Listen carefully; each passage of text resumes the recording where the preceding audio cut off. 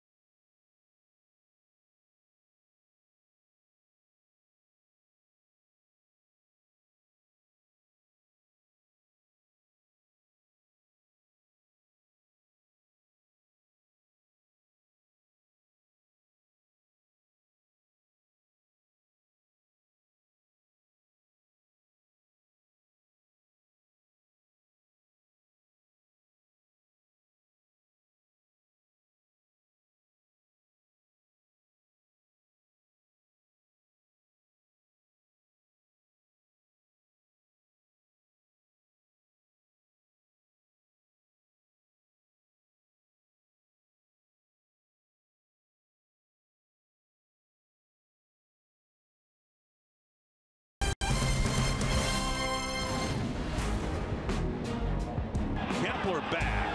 Leaping and making the catch on a warning track. Way to go, baby. Hooking away from Buxton, but he dives and makes the catch. Sano, bare hands, rifles his throw, got him. Wow. My goodness, what a play by Miguel Sano. Dozier with another nice play to his left. Mega bow, Brian Dozier. And leaping and making the catch in center field. Where would the Twins be without their dominant defense? Most likely not in first place. That defense has saved 28 runs this season, the second best mark in all of baseball. Far too often last season, the Minnesota Twins became their own worst enemy, watching games slip away because of careless errors in the field. This year, things have changed, and now they're one of the best defenses in Major League Baseball. If you ask the team, the difference starts with chemistry. Last year was a bunch of young players all trying to adapt to the big leagues while also trying to get used to playing with each other, and that made for some long days. This year, they can read each other, they trust themselves, and that's made for a big part of their success that might not be getting enough credit. Defense has been a big part of it, sometimes overlooked, the way we've played the game and taking care of the baseball. You know, when you're getting off the field and you're keeping your pitchers' pitch counts down and you're not giving a lot of extra opportunities, you know, it allows you to stay competitive, I think, day in and day out a little bit better. Coming out, that defense will go to work behind one of the best pitchers in the big leagues. Dick Bramer and Bert Blyleven will talk Ervin Santana when we return right here on Fox Sports North.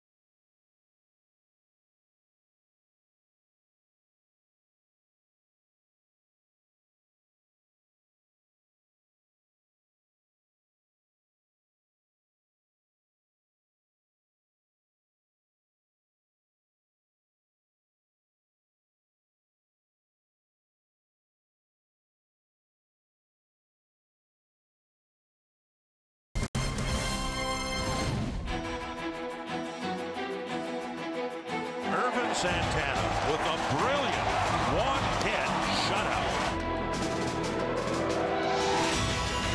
Got him. Breaking ball, got it. Beautiful pitch. And Ervin Santana has twirled a two-hit shutout.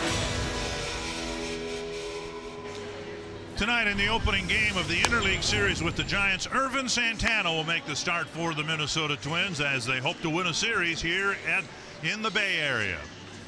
And we welcome you to AT&T Park. Dick Bramer along with Bert Blyleven. I think it's pretty well assumed now that Ervin Santana is the Twins' ace and their stopper. Now, what does a stopper mean? Somebody who keeps losing streaks from growing, but also somebody who's able to stop his own losing streaks. If he has a bad one, he comes back with a good one. Yeah, he's not had too many this year, but he is coming off a poor start against the Angels in his last start. And Ervin Santana, like you mentioned, Dick, this guy is the ace. And usually when he does lose a ball game so far this year, he has followed up with very, very good numbers. Santana's a strike thrower. He will attack the strike zone, all 4 pitches, hitting all 4 corners of the plate, working in and out. So Ervin Santana, you know what you expect out of Santana? Well, you expect more out of Santana, and hopefully he can do that here tonight. Speaking of more, that's his mound opponent tonight with the Giants sending left-hander Matt Moore to the mound.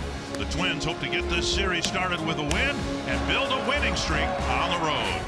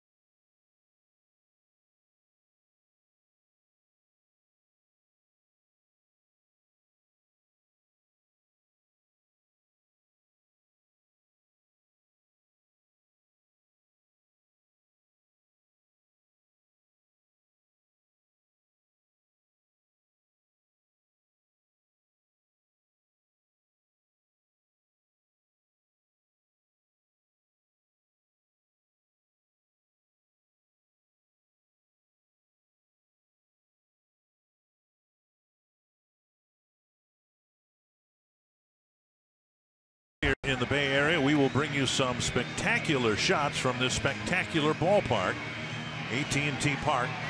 Twins are making their 3rd straight visit here. The Giants have never played at Target Field. And Paul Molitor encouraged with the series finale in Seattle last night. Twins winning a 1-run ball game. And the Menards batting order for the Twins, of course, without the designated hitter. Brian Dozier will lead things off. Joe Mauer batting second, then Miguel Sano. Robbie Grossman's in left hitting cleanup. Max Kepler 5th. Eduardo Escobar at short. Byron Buxton, Jason Castro, and then Ervin Santana. And the Minnesota Twins will be facing a left-hander, 27-year-old Matt Moore. Now, Twins saw him when he was with the Tampa Bay Rays. He got traded over to the Giants last year back on August 1st. And left-hander changes speeds well, making his 13th appearance and looking for his first win in his last now 5 starts. Northland Fort defense for the Giants. An outfield of Austin Slater, former Twin Denard Spann, and Hunter Pence. Another former Twin at third base, Eduardo Nunez, Crawford, and Hill. That's Brandon Crawford, Aaron Hill up the middle, Brandon Belt at first, and of course Buster Posey behind the plate. Well, Matt Moore making his 6th start here at AT Park. In his 5 previous starts here at home, he's 2-2 with a 2.57 ERA. On the road, not so well. 7 starts, 0-4. ERA at almost 8. That's the subject of our cold hard facts, brought to you by Clean Crisp Coors Light. Yeah, opponents hitting only .218 off of them here at AT Park. On the road, .338. And generally, left-handers have had a lot of success against Moore, more so than right-handers. Here's the umpiring alignment for this series. Lance Barksdale, Ted Barrett, Angel Hernandez, and Chad Whitson. And Brian Dozier ready to get things going here as the Twins hope to build a winning streak after suffering a couple of losses in Seattle. Of course, the road trip started with the Twins taking 3 out of 4 in Anaheim. Yeah, Brian, 2 hits and 6 at-bats against Moore over their meetings, and Brian has a home run against him. This one down the line, but it's going to be foul. 1 strike. Dozier has picked it up particularly against left-handers. He's hitting .306 against left-handed pitching. The problem has been, as we've discussed in recent weeks, the Twins haven't faced much left-handed starting pitching. Saw one in the Seattle series. They'll face more here tonight. 1 strike to Dozier. And a called 2nd strike. Yeah, Moore not an overpowering left-hander. When he first came up, he went through the Tommy John surgery when he was with the Rays, but now he relies on pretty good control. In the dirt, 1-2. He's walked 26 batters in 69 innings. And over his career, he's averaged just over 3 walks per 9 innings.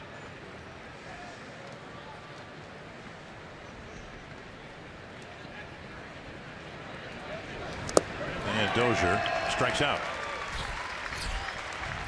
1 down, and that'll bring up Joe Mauer, who is very fond of interleague play. Well, Joe can downright hit, but interleague play, you can see the last 89 interleague games, he's hitting .342.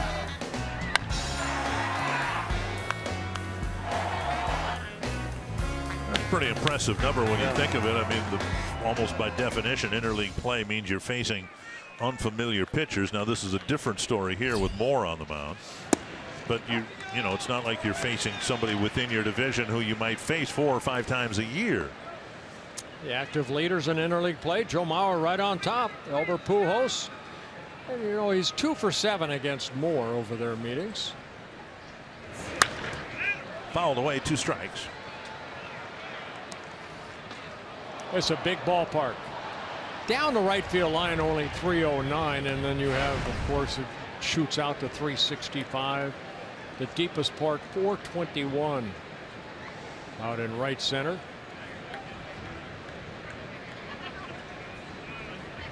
Two strikes. And now a ball to Mauer. Left-handers hitting .385 against Moore with 14 extra base hits. Moore's last start coming in Philadelphia. He got a no decision in a 9-7 Giants loss.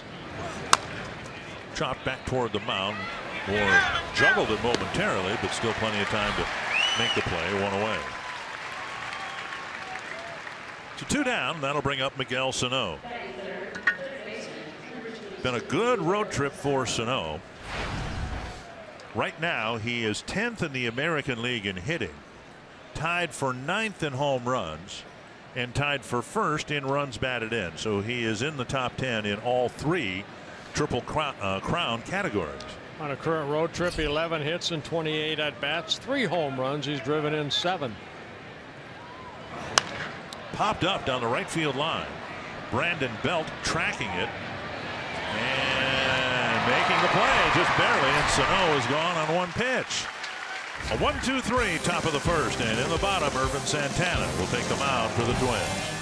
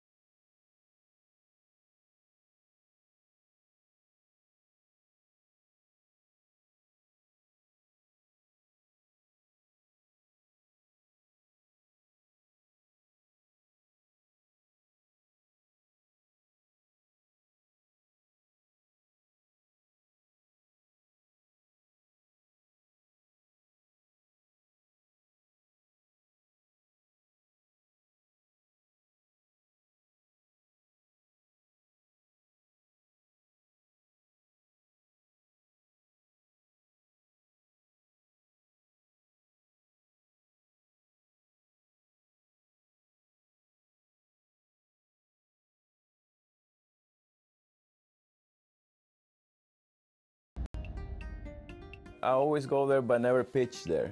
So I don't have the chance to pitch there yet. But it's a nice stadium. I like it. Not in interleague play, and not even in the 1 year he spent in the National League with the Braves. He made 31 starts. Not only didn't he pitch here, he's never pitched against the Giants. Yeah, not at all. And with this start here tonight, it's the only team in baseball that Santana has never faced. So he will face all 31 teams now. Bruce Bochy sending out this Menard's batting order. Two of their hottest hitters for the Giants, former twins Spann and Nunez, then Belt, Posey, Crawford, Pence, Hill, Slater, and Moore. Menard Spann takes strike one, and he's been swinging it pretty good for the Giants as of late. The average up to 270. The numbers on Santana, making his 13th start. Start number 12. I was going to say it's one to forget, but it was really one to remember. That was the game where Albert Pujols hit his 600th home run, and he hit it against Irvin Santana. Lifted to left, harmlessly toward Grossman. One down. Northland Ford defense for the Twins, and of course without the designated hitter, if the Twins want Robbie Grossman's bat in the lineup, and they do, got to find a spot for him, and it's in left field. Buxton in center, Kepler in right, Sano, Escobar, Dozier, Mauer the infielders, and Castro behind the plate. Yeah, Santana coming off his shortest start of the year too. That start in Anaheim, he worked only 4 innings. Twins ended up losing that ball game 7-2. Last year at this time, Eduardo Nunez was on his way to the All-Star game representing the Twins, and then shortly after the All-Star game he was dealt to the Giants. Up and in. Nunez has been swinging it pretty well too. His batting average just under 300 right now. 2-0. Only 4 starters for the Giants have faced Santana in the past. Nunez 2 hits in 5 at-bats. There's the outside corner. And that's Santana. That's his bread and butter right there. The fastball away, then the hard slider, work all 4 corners of the plate. North, south, east, west. Changes speeds well. Nunez got a pitch up, fouled it straight back, 2-2.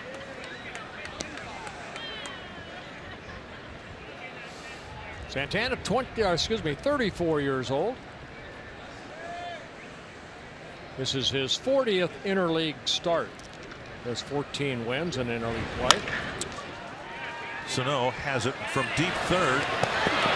Safe at first. And Joe looks into the dugout. And it looked like the throw beat him. And the only thing I can guess is Ted Barrett thought that Joe pulled his foot off the bag. Let's see. Well, good strong throw by Sano. Took a little while to get it over there, but boy, bang bang play. And we all know Nunez, he can get down that line. Twins are looking at it, and I don't know that they'll use a first inning challenge here. It looked like Nunez beat it out, and they'll play on an infield hit. Nunez of course runs very well. I forgot to check. Did he have his helmet on when he crossed first base? I think he lost it. Okay. Well, he has 16 stolen bases too, so keep an eye on him in 19 tries at first base. Slow breaking ball over for a strike. How many steps before the helmet comes off? 1, 2, 3, 4, 5, 6, 7, 8, 9, 10, 11, 12. There it comes. There it comes. 1 strike to Brandon Belt.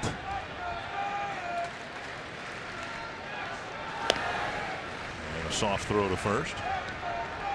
One thing the Giants have not done well this year, and that's hitting home runs. They've hit only 48 home runs. This is their 63rd game. Belt has 10 of those home runs. Check swing foul. He's a great player for the Twins. Had a great year last year, but he had a terrible time keeping the helmet on. Didn't make any difference whether he was trying to steal a base.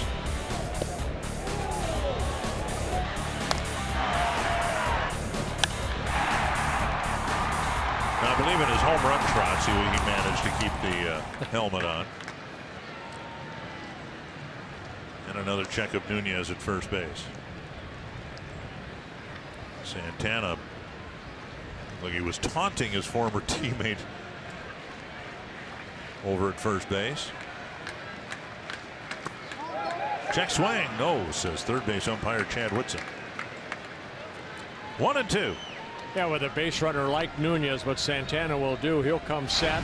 That time he kind of quick pitched toward home plate. Other times he'll hold it.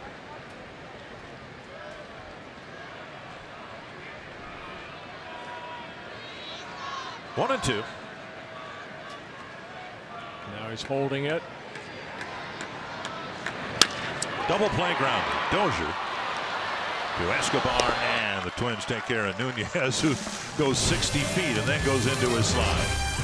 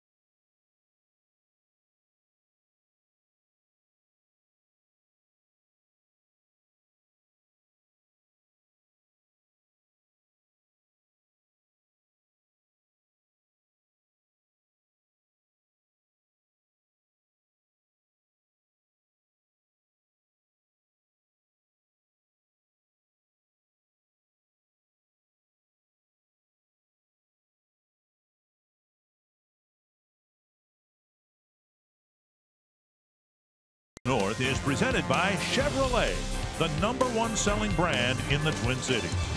And by State Farm. Combine home and auto and see how much money you can save. A few Twins fans here for this weekend series. This is the 516th consecutive regular season sellout here for the Giants. 516 in a row. Only the Red Sox have ever had a longer streak, and that's a current streak for the Red Sox. Strike one to Robbie Grossman. To put it in perspective, the Twins first came here in 2011. The streak started that year, and they've sold out every game since 2011. Grossman spanks a sharp single to left field, and the Twins have their first base runner. Well, I remember they won the World Series in 2010, 2012, 2014. So the interest of baseball here in San Francisco is at an all-time high. They love their Giants. Grossman aboard, and now Max Kepler. We're in the lineup. The Twins outfield situation impacted without having the designated hitter. Grossman in the lineup, and that means Eddie Rosario is not, but Rosario's hitting left-handers better than Kepler is. Kepler squares and takes ball one. Kepler hitting just 136 against left-handers. And he's never faced Matt Moore. See Kepler at least threatening to bunt, and Paul Molitor giving some signs. It's been the case for the Twins, trying to cross over and play by National League rules. Team that scores first has a huge advantage, and Kepler takes ball two. And Kepler in yesterday's ballgame in Seattle had the pop-ups. Everything he hit was up in the air. Bit of a infield. Bit of a homecoming for Kepler. He spends his winters here in the Bay Area, and has for several years. 2-0. See if they let him swing away now with the favorable count. Well, Nunez almost on the grass, and he took a strike.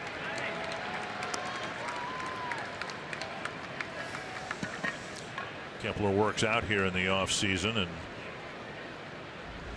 Fox strikes presented by Dodge. It's the last pitch right here, fastball.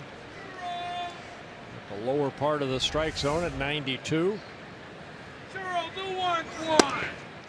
Strike 2 taken, and it's 2-2. Little cutter right there. Moore also has a curveball along with a good changeup. 17-game winner, Matt Moore, for the Tampa Bay Rays in 2013, and then the following year he had to go through the Tommy John surgery. It took him almost 2 years to get back on that mound. Line to the second baseman, and taking a seat was Aaron Hill. So Kepler put one swing on the Moore deliveries in that at bat, hit it hard, but right to Hill. Take a look at our Sanford Health injury report, and it's not just the Giants record. They're 12 below 500 and 14 games back, but they won't have their ace back for quite a while yet. Yeah, he threw off the mound today for the first time, and they hope to get him. They hope to get him after the All-Star break back on that mound. A couple of well-hit balls for the Twins here in the second, and now Eduardo Escobar getting the start at short in place of A-Ray Adrianza, former Giant.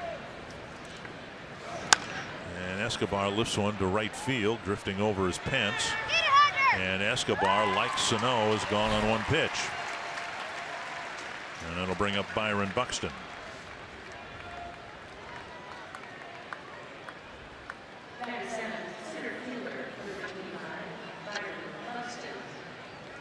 Talking with Buxton before the game after he'd had a chance to see this ballpark and run around in the outfield a little bit, and he said he was really looking forward to playing this center field here. It's not very deep to center. It's only 399, but there's a lot of lateral movement, and he really was looking forward. There goes Grossman, but he is picked off and thrown out at second base.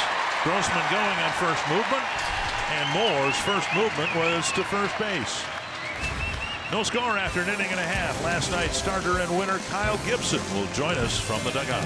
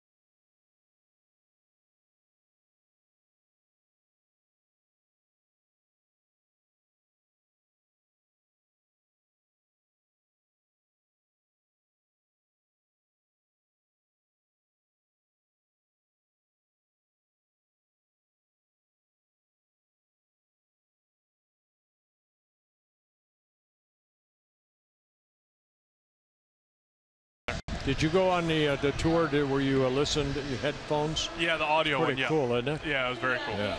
Very cool.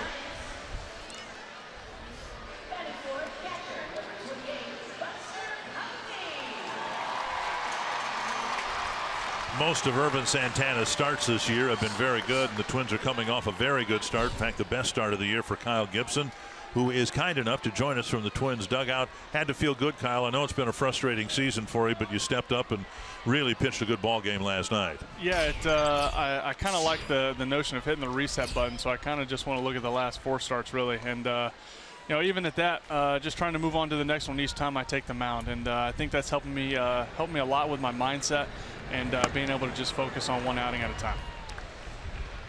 Well, I got to ask you, Kyle, being sent down to AAA, I know you made 2 starts. What did that mean to you when you got sent down? You know what? It was some sort of a sense of relief, just because I was able to just kind of release some of the pressure that I was, really putting on myself. I understand that, coming into this year, I was a guy that I wanted to be relied on every 5th day to go out and put up quality starts and help the team win, and I just wasn't doing it. And as each start kind of built up, I was putting more and more pressure on myself, almost trying to turn the year around in 1 start.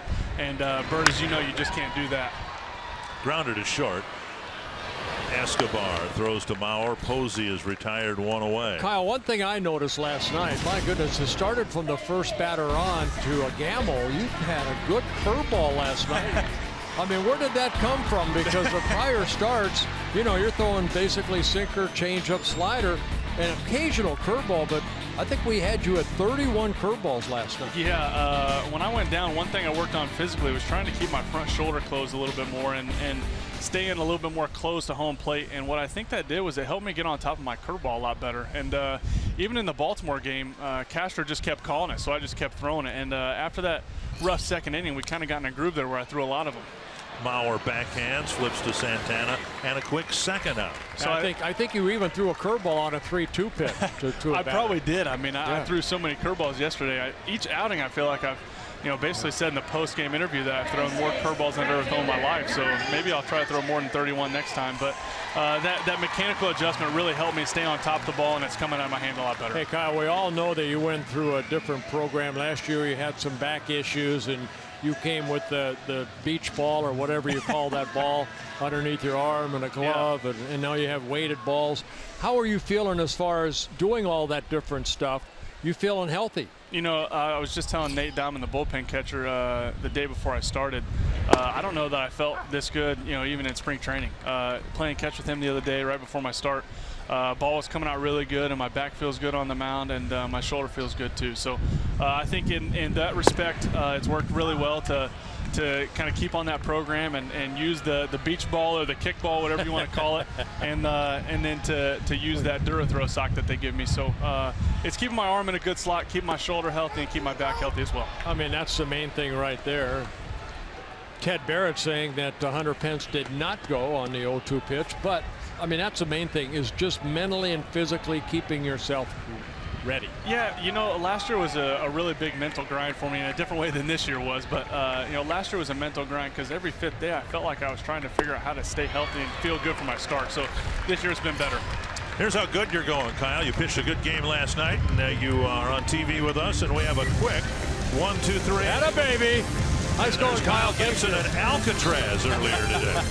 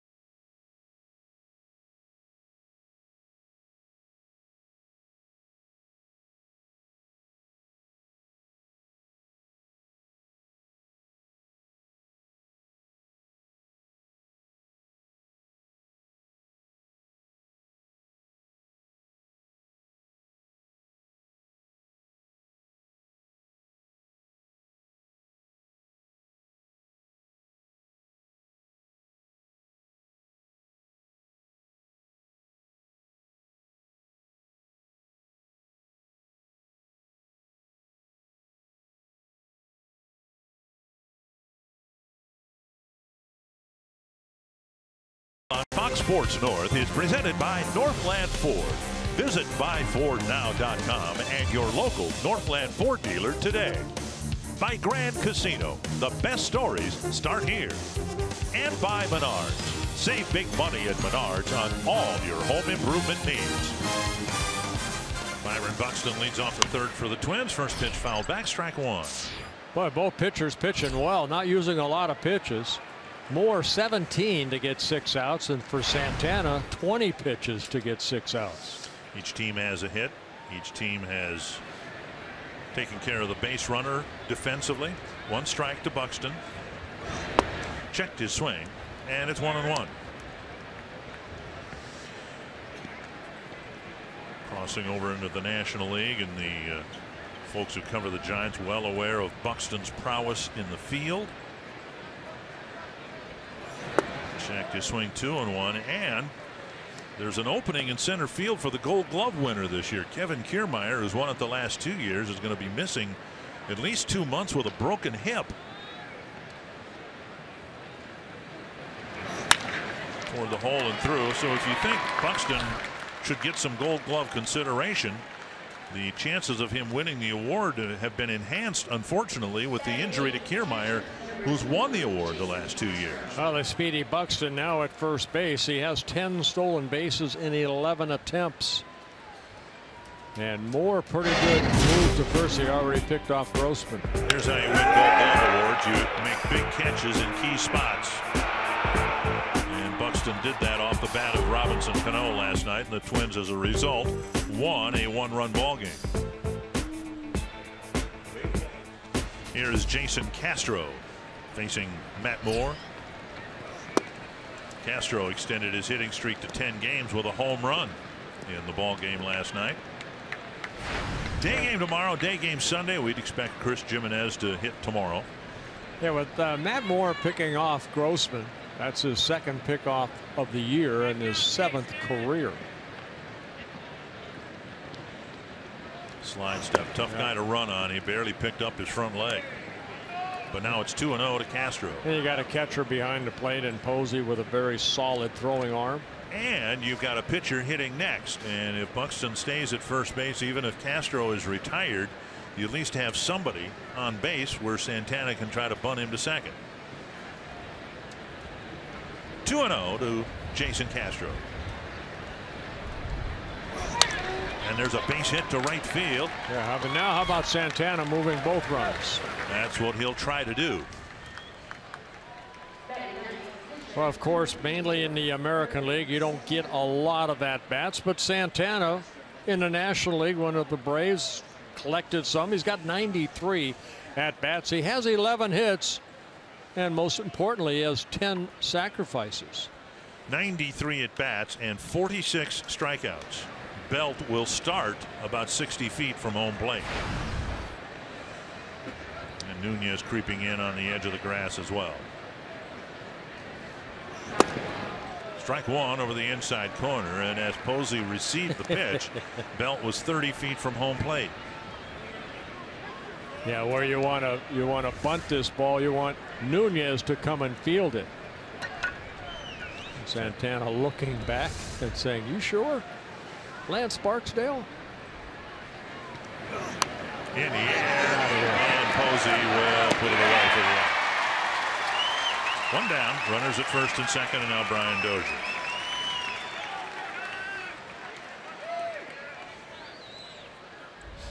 Well, the last thing you want to do is jab at the ball. Exactly what he does right there, and jabbing at it, popped it up, and Posey catches it in foul territory.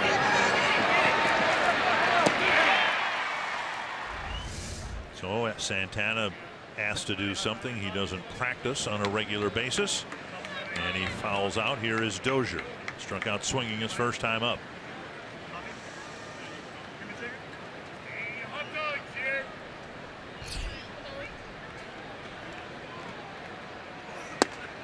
Pitches up, ball one. Twins had a leadoff single in the second, but after the second out, Grossman was picked off trying to steal. Now a great opportunity to get that all-important first run here in the third.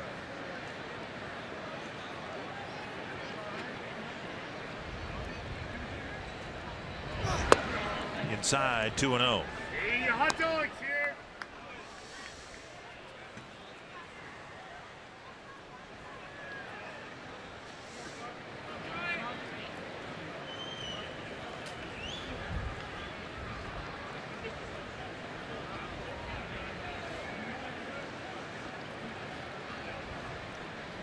2-0 to Brian Dozier. Headed up the middle and through for a hit. Buxton will fly around third and score, and the Twins have 3 singles and the game's first run. Yeah, Crawford shading Dozier a little bit toward the third base line. That kind of opened up the middle, and Brian hitting it up the middle, picking up his 25th run batted in as Buxton scores.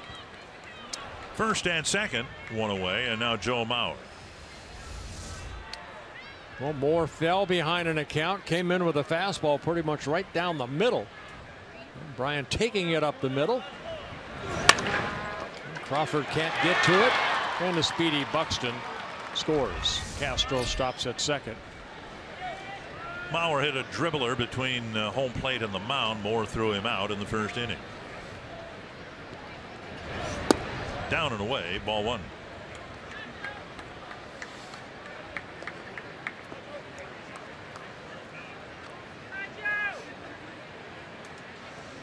Buxton led off the inning with a single, and his run making it 1-0 Minnesota.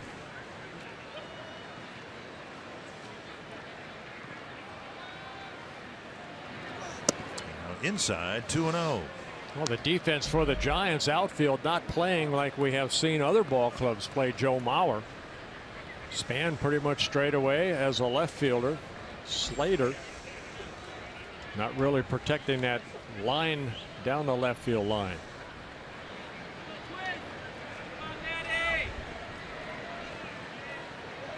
Two 2-0 from Moore to Mauer. 3-0, Sano on deck. Moore falling behind batters here. He fell behind Buxton in the first at bat.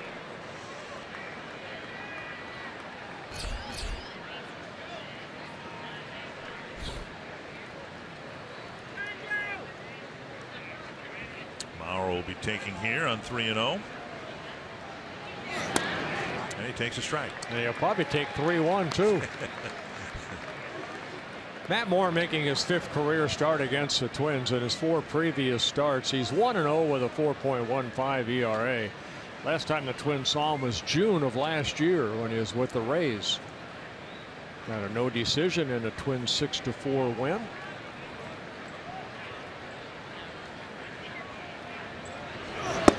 Strike 2.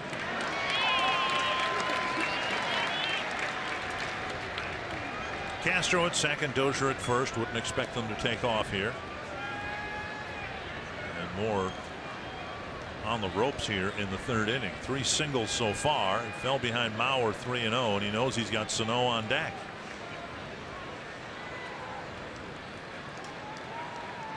Full count. Dribbled up the 3rd baseline.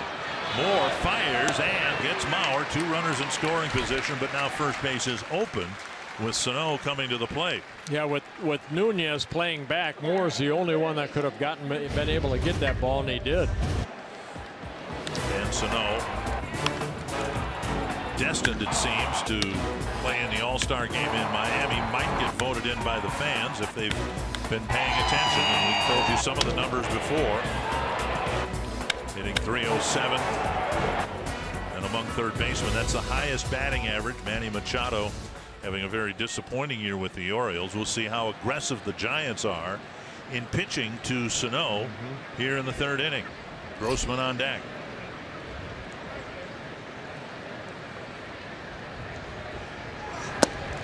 And an off-speed pitch over for a strike. That's been the story of Miguel's season. Much better on the road than at home.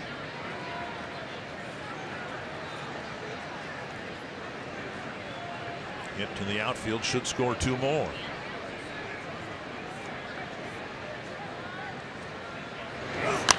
Popped up, back and out of play, and it's 0-2. So Moore coming right after him, even though his first base is open.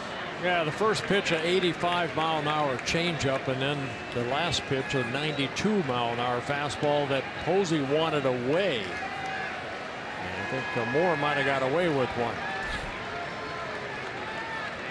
He's ahead in the count to Miguel Sano.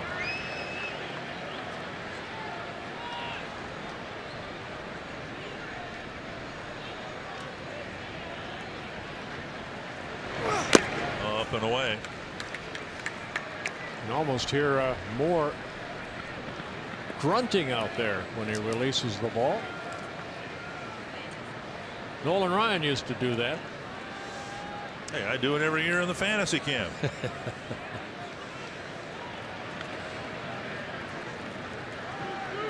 22nd pitch of the inning for Moore.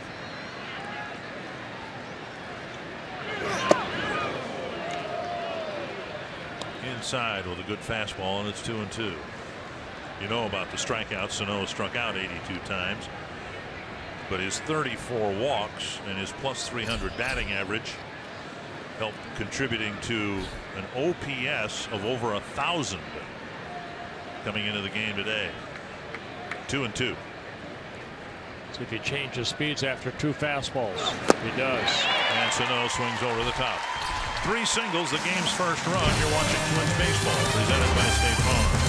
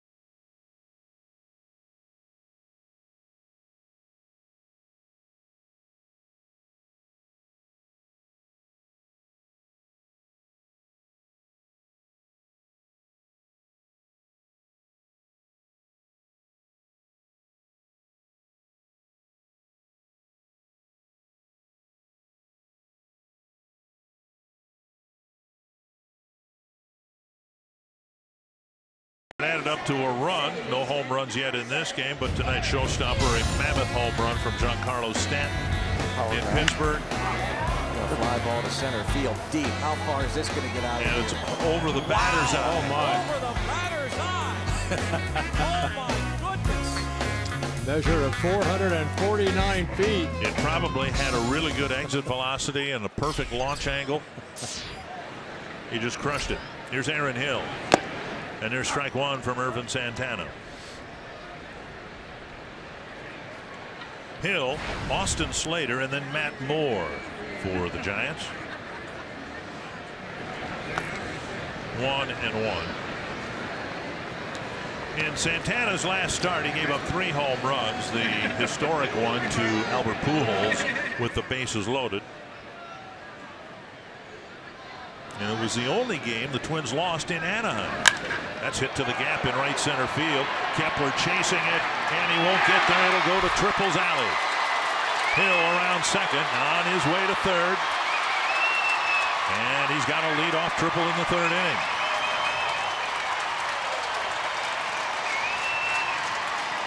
Appropriately named, that ball hit to the 421 mark, and it's a triple. Well, you were talking earlier how Buxton likes this, field because there is a lot of area, but that's where, balls are hit, and that ball just keeps going. Kepler could not catch up to it. Buxton, of course, could not. And you're going to see a sign right there when they go after that ball. It says 421.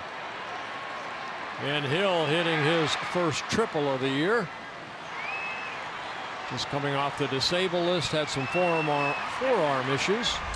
Now Santana with the infield in will go after Austin Slater with the pitcher Moore on deck. Dribbler, and that will stay fair. A check swing dribbler that looked like it was headed to foul territory, but the English or Spann kept it fair. And Slater's gone on one pitch. Well, check swing right here. Watch Slater kind of hold up. And that ball right down that first baseline. Got on that grass and stayed, and Joe caught it before it got to the bag. Touch first. I was just going to say, it's a good thing he put the glove down when he did, because that ball looked like it might have hit the corner of the bag had it traveled much further. Infield in now for Moore. 2 for 20 as a hitter. And that is a fair ball, and they will get another out on a ball that rolled 6 feet from home plate. If that. And just like that, there are 2 gone, and Hill is still at third base. That ball stayed right on the chalk line, too, when Jason Castro picked it up. So a pitch away. Moore looked like he hit it off the end of the bat. It just kind of stayed right by home plate. And Castro quickly went out, grabbed it right on that chalk line, and got the out of Moore at first base. And Hill stays at third. And now Denard Spann with a fly ball to left fielder Grossman, his first time up.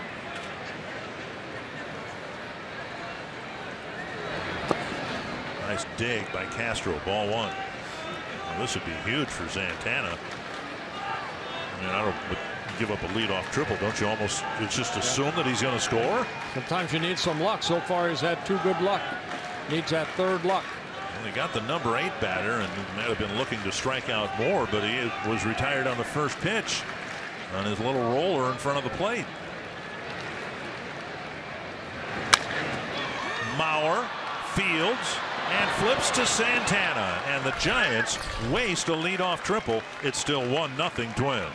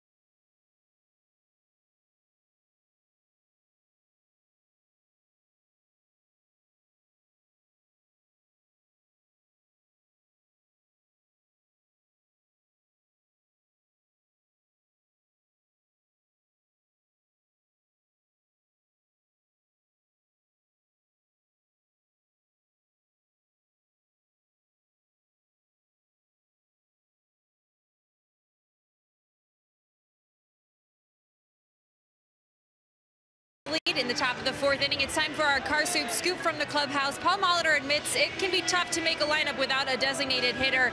He wants to get Eddie Rosario into the game at some point, but right now they really need Robbie Grossman's bats from the right side. Jorge Polanco will not join the team here in San Francisco. The travel from the Dominican Republic out to California just doesn't make sense, and they want to give him as much time after the passing of his grandfather. Now, they did make the decision on who will start in the rotation on Sunday, but they will not announce it till after the game because of some logistics. But Paul Molitor says those logistics do not happen to go hand in hand with how deep Ervin Santana goes into the game. Guys.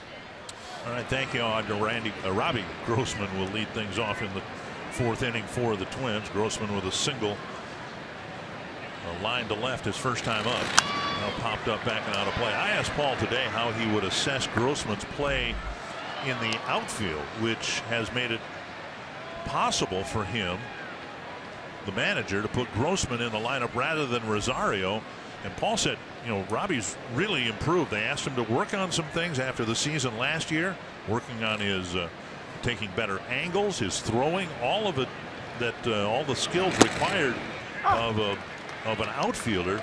And Robbie took it to heart. He's worked hard at it. He's a much better defensive outfielder than he was last year. And that's it's not an insignificant development. The Twins are playing Grossman more often than not over Rosario. Now that ball hits the bag and rolls into short right field. And Grossman on a check swing gets his second hit of the game. Yeah, a lot of that has to do with footwork, quickening yourself, you know, to position yourself to make, you know, good catches and good throws. But right here, kind of a check swing. Right down the line, and it hit the bag, which may have saved the Giants a base because the ball deflected and allowed Pence to retrieve it. Yeah, Grossman gets his second hit, fifth hit for the Twins. Kepler will bat. Hit a bullet to Aaron Hill his first time up. You know, you look at Grossman's on base percentage coming into the game, 406. Rosario's 291. That's a big spread. Kepler takes a strike. Squared to bunt his first time, never did bunt. Ended up getting a 2-2 count and then drilling the line out to Hill. It's the third inning in a row where the Twins have gotten a leadoff hit. Twice it's been Grossman getting aboard. Off the outside corner, 1-1.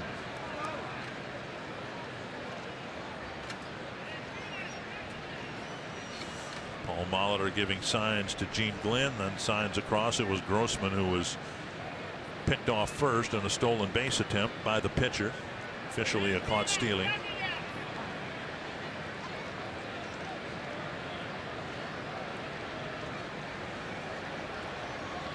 Twins want to get Kepler's bat going against left-handers. And he takes 2-1. Mentioned that Kepler in the offseason spends his winters here, works out with some other professional baseball players and a former professional baseball player. He worked out several times and took some hitting tips from Barry Bonds last offseason. Had a batting cage in the Bay Area. 2-1. And now 3-1 with Escobar on deck. Kepler really impressed with Bonds and his knowledge of hitting. Of course, Bonds a year ago was still the hitting coach with the Marlins. 756 career home runs for Bonds. 3-1 to Max Kepler. And he takes a walk, and Grossman will go to second. And the first walk for Moore. Right. Got to be honest with you, Hank Aaron to me, still the home run champ. Join us Thursday, July 20th for the 1987 summer celebration at Target Field. Members of the 1987 Twins, including Blyleven, Viola, Laudner. I'm just reading the last names because that's what it says on the copy here. Don't be offended that I'm calling you Blyleven. My dad was called Blyleven. Don't worry about it. Lombardozzi, Smalley, Gladden, TK, and more. The evening will feature interactive games, silent auction, dinner, and more. You know what would be a great idea? Especially if your dad's not watching tonight. He's watching from above. Not your dad. I mean, I'm talking to the viewers. Oh. Get them tickets for this, for a Father's Day present. That'd be awesome, cool. wouldn't it? That would be fun. And you surprise them, and maybe you listen to Twins games with your dad or watch them in 1987, and you can surprise them with a gift of tickets to the Thursday, July 20th dinner, or some of the games that weekend. One strike to Escobar. Up the line, foul, 2 strikes.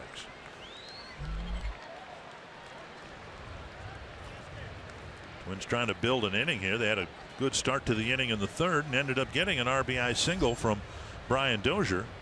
Yeah, Crawford and Nunez coming in to talk to Moore. Moore ahead in the count.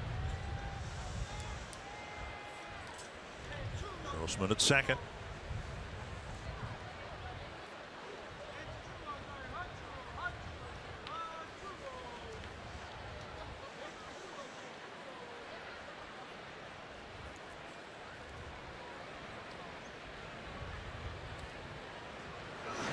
checked his swing, and it's 1-2. That's a good take right there by Escobar. That breaking ball down and in. Moore had a 1-2-3 first. Faced only 3 men in the second, but the last couple innings have been kind of a mess for him. Good take.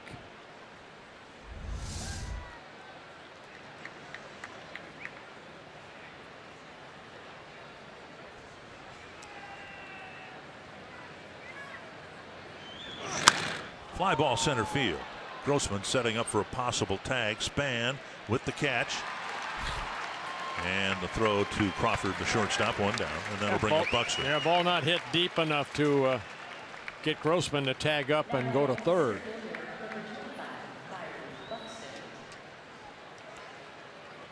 Buxton grounded a single through the hole on the left side. His first time up, ended up scoring from second on Dozier's single.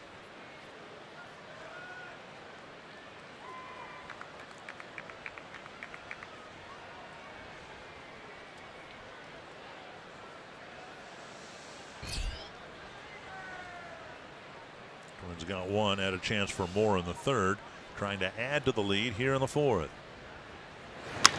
Popped up behind second base. Hill's there. 2 away. That'll bring up Castro.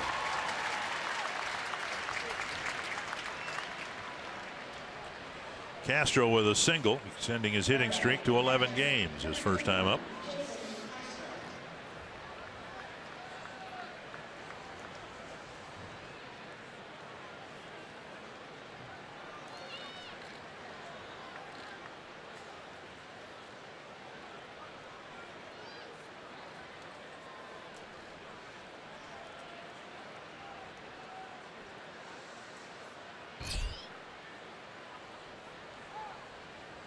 Time called by Posey.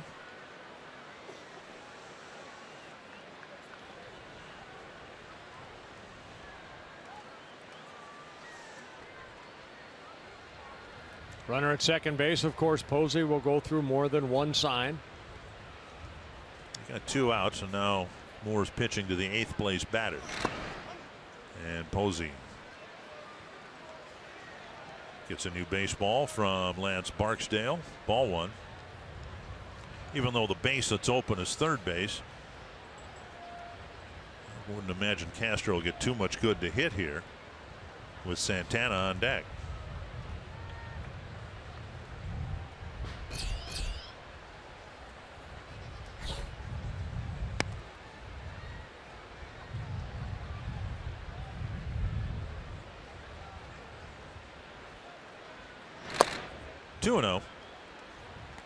Did you like pitching with National League rules when you were with the Pirates? You know, it took me a little while pitching all those years in the American League to come over, and you'd have to be reminded that the pitcher does hit. Right. You know, in situations like this. So it's a 1-0 ball game. You don't want to make a mistake right here with that pitcher on deck, that number 8 hitter.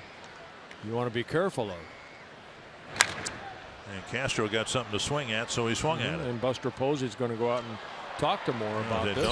Don't throw that pitch again. We got the pitcher hitting next, and he strikes out half the time he hits.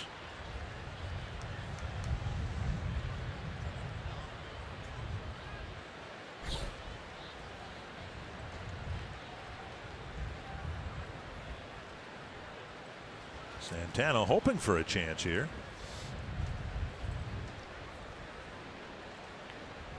Hoping that Castro will increase the lead in his at bat.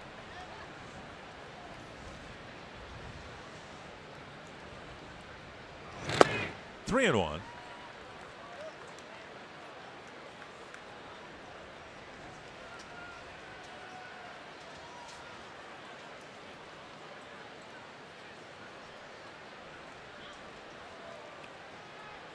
Bruce Bochy eventually will be in baseball's Hall of Fame as a manager.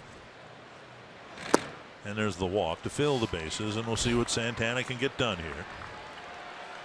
Well, as I mentioned, Santana 11 hits in 94 at bats now.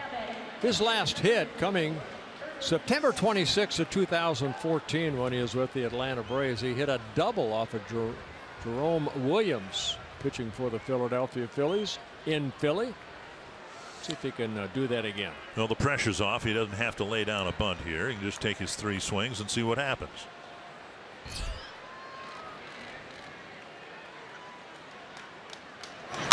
To right center field. Pence chasing it. And Spann won't get there. There you go. There's a double. Santana drops a double, scoring 3 runs.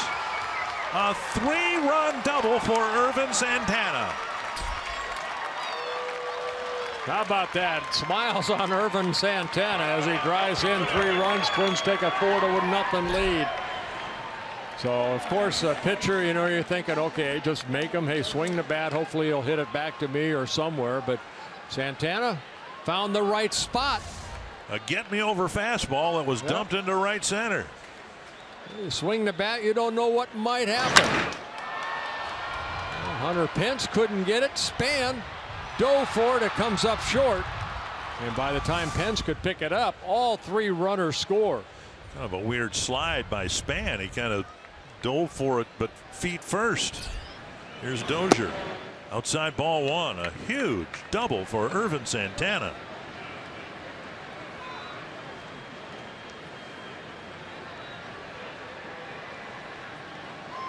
No threat to steal third. Well, he doubled his RBI total. Liner to left. And a base hit, and Santana will be held at third.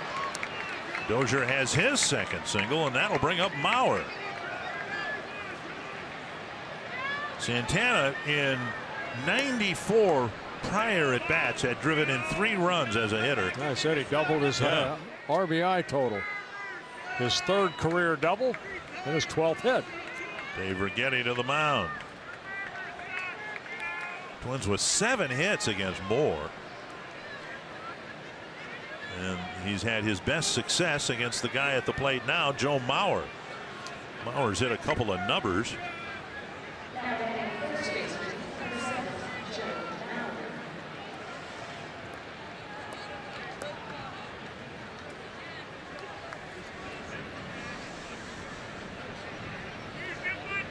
Indians won their game earlier tonight, beating the White Sox. Tigers lost to the Red Sox. And now tonight here at AT&T, the Twins have a 4-0 lead. Strike on the outside corner.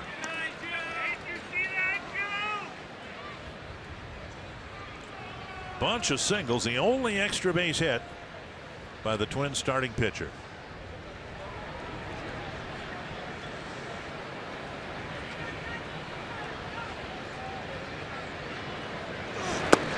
One and one. I gave you the numbers earlier. Moore pitched awfully well here, an ERA of about 2.5, and on the road an ERA of about 8. But the Twins, from an unlikely source, have opened up the game a bit here in the 4th inning. Yeah, you needed 23 innings to get through the 3rd, and this was pitch number 25 here in the 4th. Checked his swing, 2-1. No activity in the Giants bullpen. 65 pitches now for Moore, 37 strikes. Couple walks, couple strikeouts. First 2 innings went well, 9 and 8. Then the 23. Now this will be 26 coming toward Joe Mauer.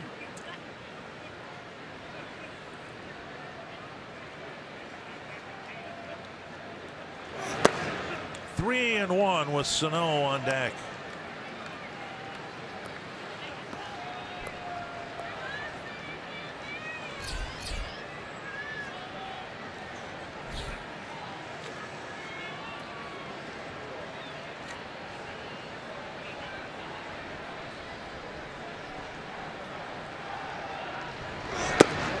Ball 4, and they're loaded up again for Miguel Sano. And the 3rd walk of the inning for Matt Moore. You know, go back to the Castro plate appearance. You walk Castro figuring, well, I'm on the verge of getting out of this inning. See the pitch just off the outside edge.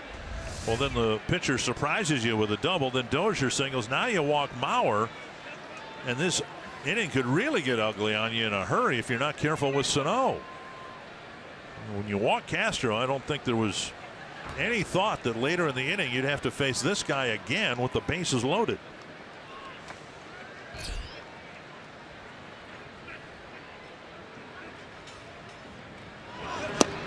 On the outside corner with another off-speed pitch. Struck out Sano with an off-speed pitch in the third. Sano left runners at second and third when he struck out last inning.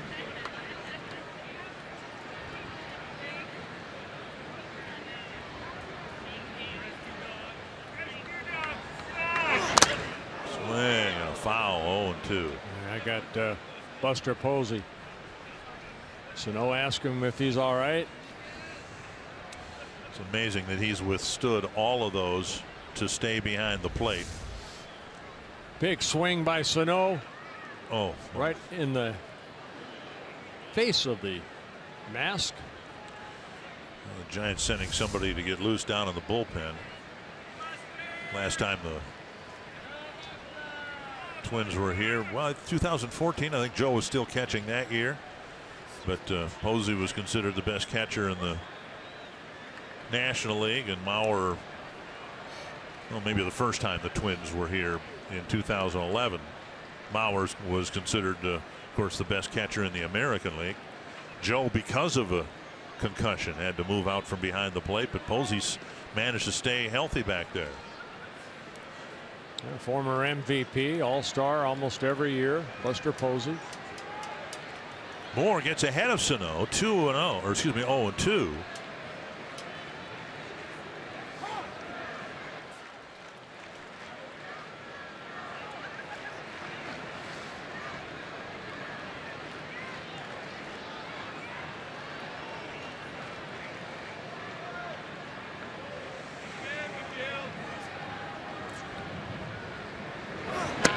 Got him looking with another off-speed pitch at the belt. The Twins scored 3 times in the fourth, and you'll never guess who drove them in.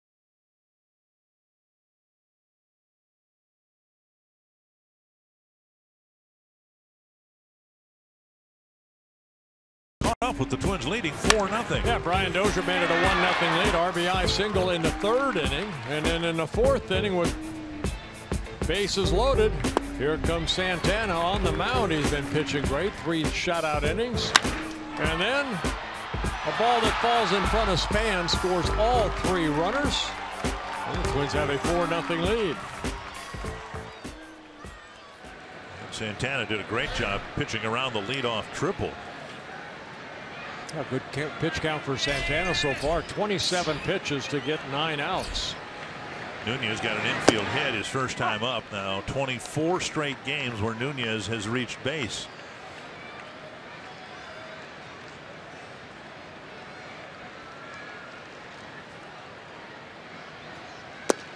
And a second called strike, 0-2. Good slider right there after a fastball to get strike one. Santana with one strikeout in the ball game. He's given up a couple hits. An infield hit by Nunez and a triple.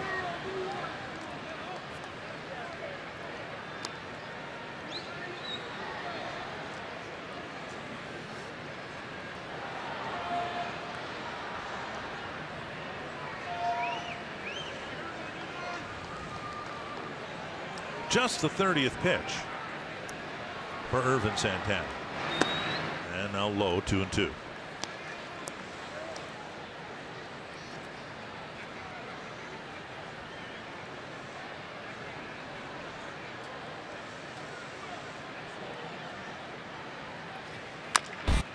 Sano gets the first hop and gets Nunez this time, one away. A couple years ago, the Giants were in New York, and the newest twin, Chris Heston, pitched a no-hitter. He hit 3 batters, but he didn't walk anybody. He struck out 11 and pitched a no-hitter 2 years ago today. And now he shows up here at AT&T Park in a Twins uniform. Pretty nice to do in your rookie season. Met Chris in the elevator when he arrived the other night in Seattle, anxious to get his major league career restarted with the Twins. Boy, Irvin doing a great job of getting strike one. 10 of 12 first pitch strikes. He got Belt to bounce into a double play to wrap up the first inning. And now Bauer to his right, as he does so well, 2 away.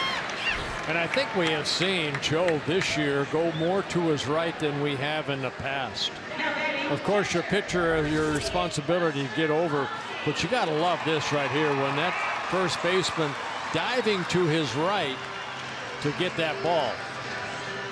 Dozier may not be able to get that if Joe backpedals to first base. So a nice defensive play by Mauer, and he's been outstanding all season long. Pitcher's job, of course, is to be at the bag, so that's what you'd want as a pitcher, right? Catch what you can over there and just count on me being there. Well, Kent Herbeck was one of the best at that, too. Getting to his right and get over there. There's Buster Posey.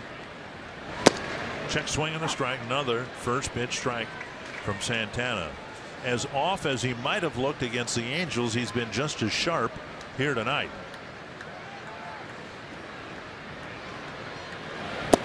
One and one.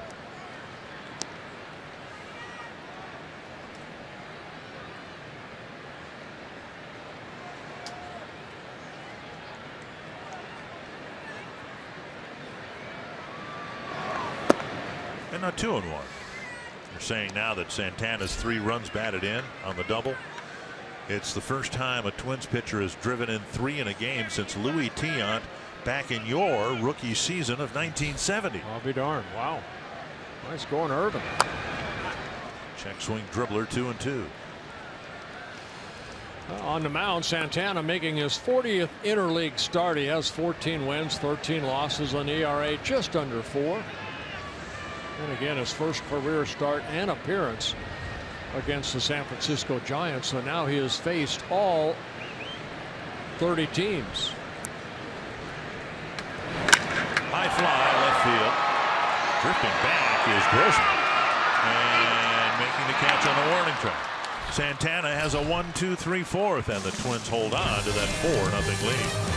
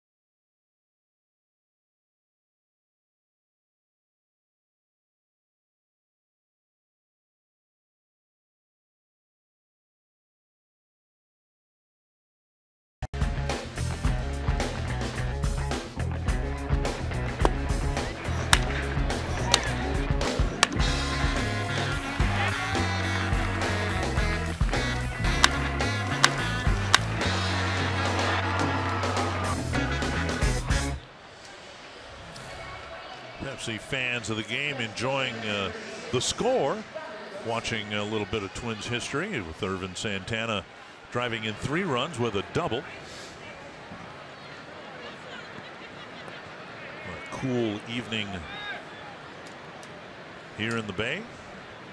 Robbie Grossman has 2 singles tonight. For those of you who think from time to time you know something about baseball and can kind of predict what's going to happen, good luck figuring out tonight's game. Miguel Sano's made 3 inning-ending outs. He's 0 for 3 with 2 strikeouts. And the biggest swing of the game was produced by Irvin Santana. Good luck if you predicted that one. Well, it's guys picking up each other. You know, Sano usually does something night after night. And sometimes you have an off night, and he's not done. He's only had 3 at-bats, just a 5th inning. And hard to center, but Spann's out there, back and now in a step. He's got it, 1 away. And that'll bring up Max Kepler. Kepler's battled through a couple of at-bats. On a 2-2 pitch, he hit a rocket that literally knocked Hill to the seat of his pants, catching the line drive in the 2nd inning. And then Kepler drew a 5-pitch walk and scored on Santana's double. Down and in, ball 1.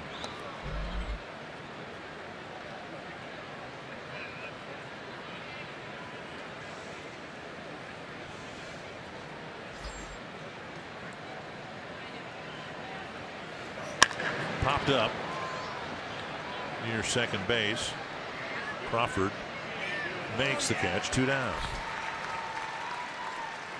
Tuesday, June 20th, it's University of St. Thomas night at Target Field. A limited number of St. Thomas theme night ticket packages are available that include a game ticket and a purple and gray Twins cap. Learn more at twinsbaseball.com/St. Thomas or call 800-33-TWINS. 2 down in the 5th, and now Eduardo Escobar is at a fly ball to right and a fly ball to center.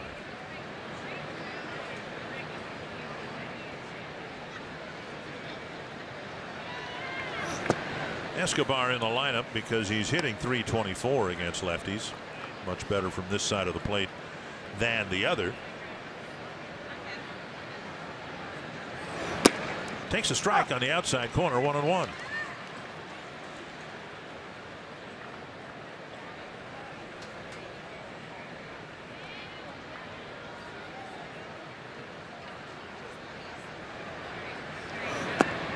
Two and 1.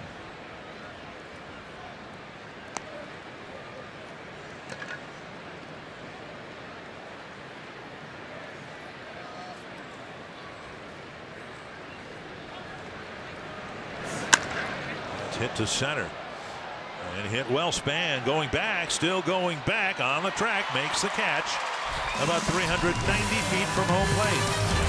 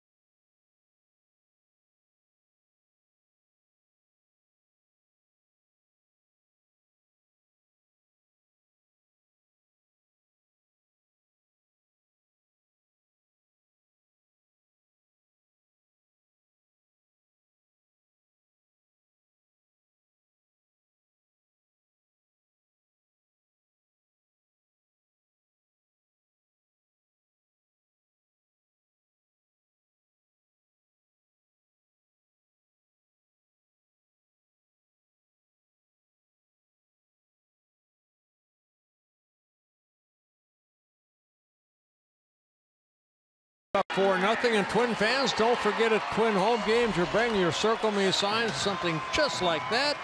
You might find yourself on a Minnesota Lottery winner circle where you could win $100 worth of lottery scratch-off tickets, courtesy of the Minnesota Lottery. Well, that almost looks professionally done there. That wasn't just a hunk of cardboard with a Sharpie. I mean, that looked like that was engraved or something. Nice job. Brandon Crawford will lead off the 5th against Irvin Santana.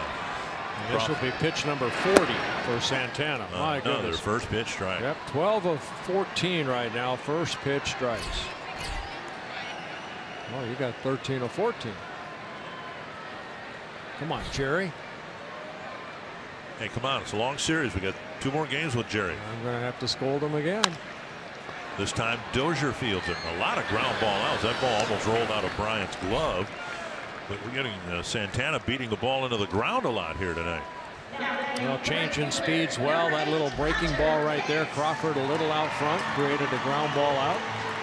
Whoever was pitching, and I'll look it up, but for the Kansas City Athletics on this date back in 1966, had a tough time getting ground ball outs. Twins hit 5 home runs in 1 inning against the Athletics on this date in 1966. Well, I got 10 ground ball outs for Santana. That includes the double play ball.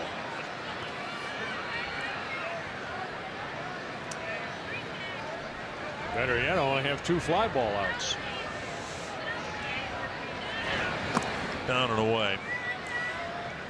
Rich Rollins, Zoilo Versalles, Tony Oliva, Don Mincher, and Harmon Killebrew all hit home runs in the 7th inning against, well, the first 2 were against Catfish Hunter. Paul Lindblad gave up a couple. And then I believe it was John Wyatt, relief pitcher for the Kansas City Athletics. Popped up. He'll take those 2. Dozier on the outfield grass. Makes the catch, 2 down. That'll bring up Aaron Hill. Second baseman, number 7. Since the triple by Hill, which was his 1,500th major league hit, Santana has retired everybody since.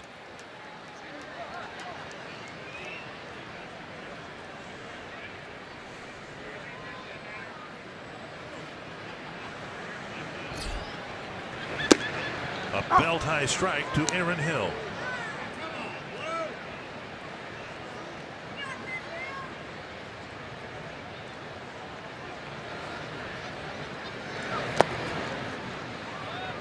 One and one.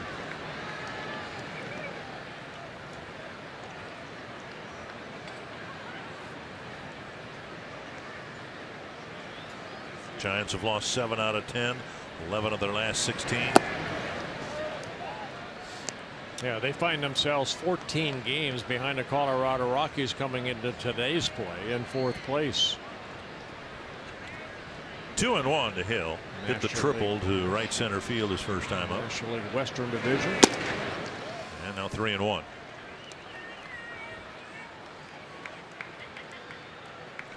Hill's triple. Nunez's infield single, the only base runners the Giants have had against Irvin Santana.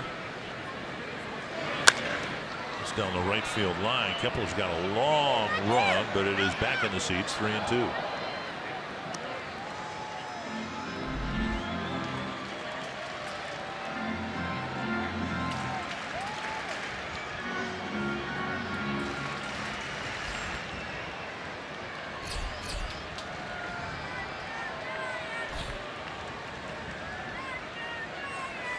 Pitch number 50. Oh, excuse me, 49. And he lost him to a walk with 2 outs. That'll bring up Austin Slater.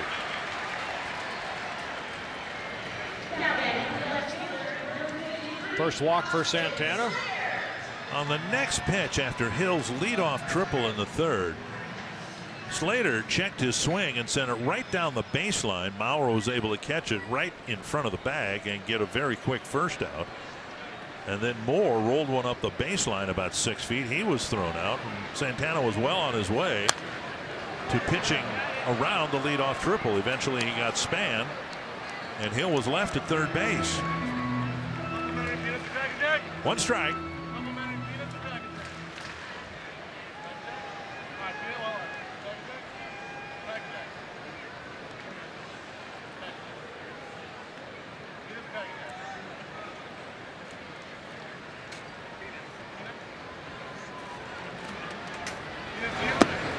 1-1. Slater just been with the Giants for a week. I called up last Friday. Made his major league debut in Philadelphia. His first major league home run in yesterday's ball game in Milwaukee.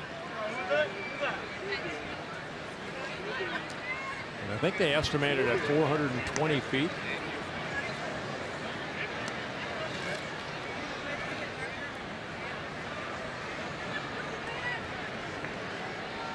One and one to Slater.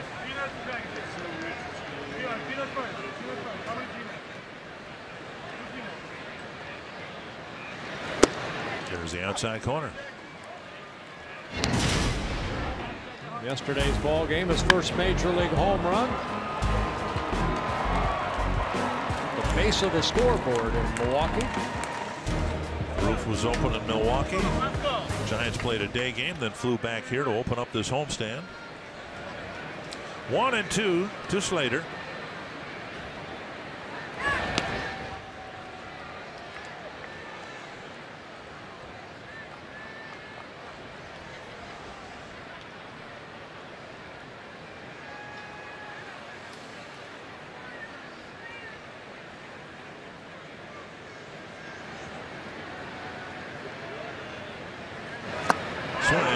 And that ends the inning.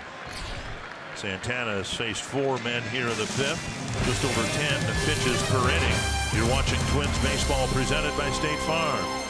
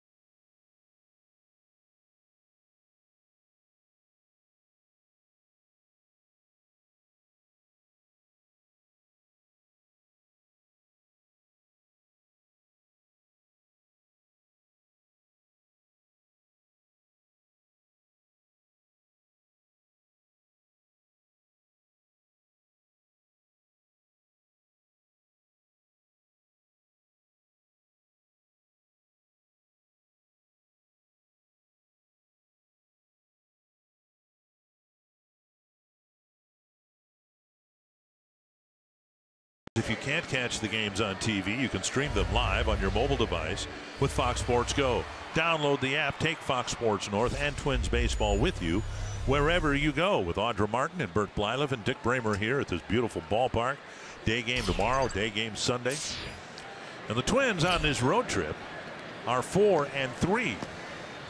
Byron Buxton 1 for 2 tonight.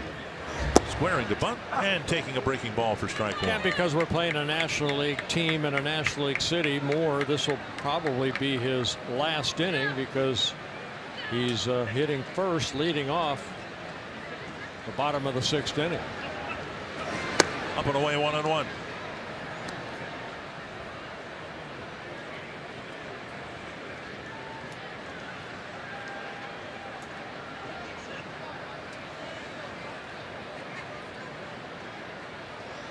Popped up. Belt over for a look. And a catch. One away. Byron's got a case of the pop-ups here too lately. One down. That'll bring up Castro. Castro was pitched very tentatively, and why not? A couple of runners on. They were on first and second with 2 down, but with the pitcher due up, he knew he probably wasn't going to get much to hit. He didn't. He took his walk. And then Santana dropped his double into right center field to empty the bases. Ball 1.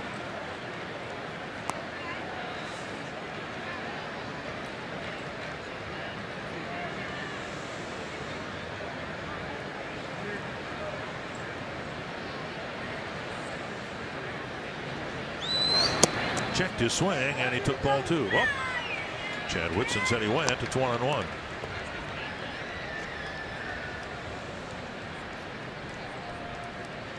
Sometimes managers go with the gut instinct. Castro's been swinging the bat well, so he got the start against the left-hander. And he looked at Moore's numbers, I'm sure, as well. Paul Molitor did. Saw that Moore really struggles against lefties. We expect to see Chris Jimenez do the catching tomorrow afternoon. 2-1. Bounce to the right side. Hill has an easy play. And now here comes Irvin Santana with the bases empty. On the 4th inning with bases loaded, Santana jumped on that first fastball, hit it in the right spot. Spann coming over, not only drop kicking it away from Posey, and that allowed Castro to score from first base. Santana with a big swing and a miss, strike 1. Just a single, triple, and home run away from the cycle. There's a bunt in front of Nunez, and Santana's thrown out. Boy, he would have ridden Nunez pretty hard if he'd dropped down a bunt in front of him.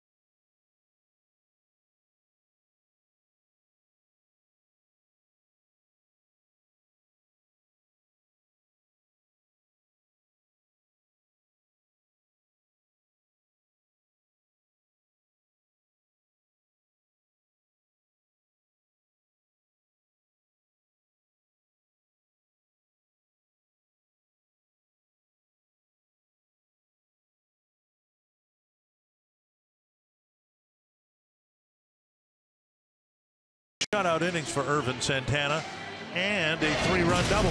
And the key, I think, for Santana tonight, not his offense, but getting the ball over the plate. He's faced 17 batters, got strike 1 on 16 of the 17. He's thrown only 54 pitches in 5 shutout innings.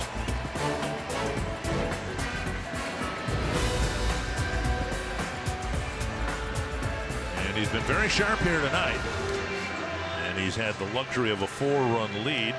He's outlasted Matt Moore, who's taken out now for a pinch hitter to lead off the 6th inning. Yeah, Tomlinson coming up. He's off the bench. 5 hits in 16 at-bats. He's in his 3rd season with the Giants.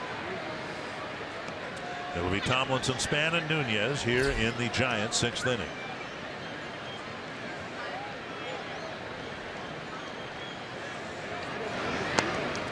And Santana, bare hands, and down.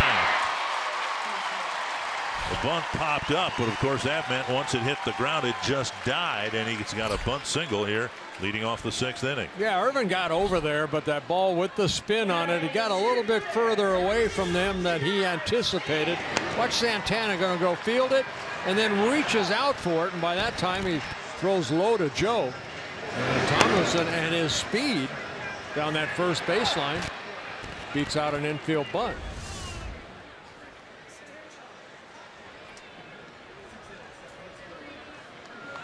And now here's Denard Spann. Only the third hit for the Giants. 2 of them in the infield. And fouled away, 1 strike.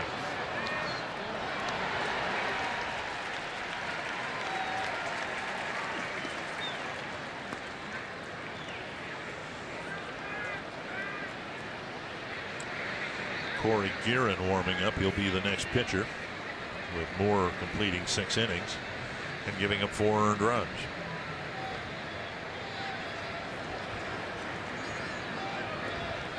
One strike to Spann.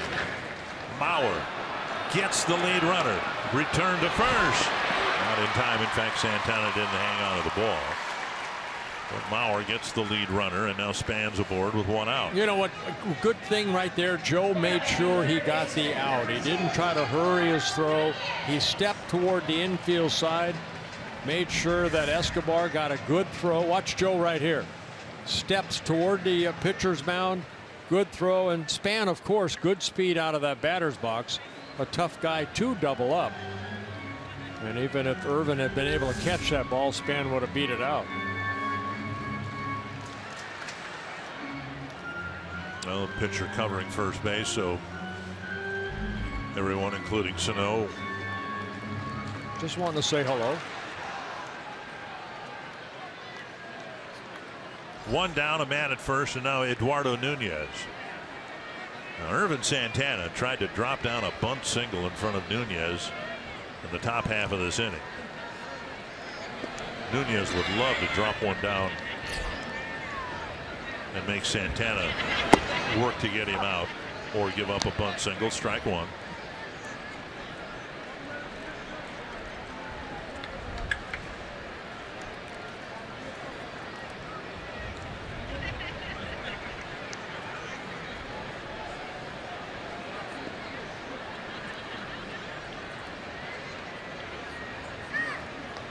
And a lob to first.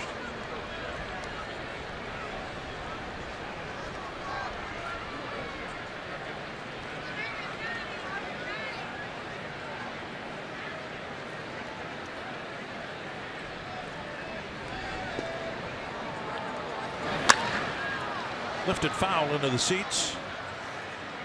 2 strikes. Santana has just 2 strikeouts on the night, but he's pitched very effectively. He's not got into too many deep counts. Well, he's got an out in the 6th inning, and this will be his 60th pitch.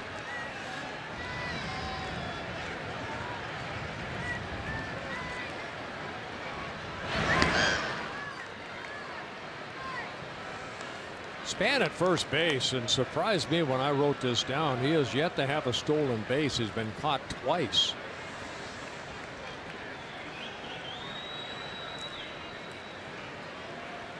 Two strikes to Nunez. Escobar. Dozier. But not in time to get Nunez 2 down. And Nunez has pulled the ball on the ground 3 times here tonight, once for an infield hit. And another ground ball out for Santana. So make sure a 1, which they do. And Nunez, like Spann, very quick out of that batter's box.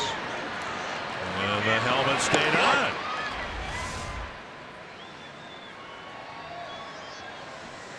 Here's Brandon Belt.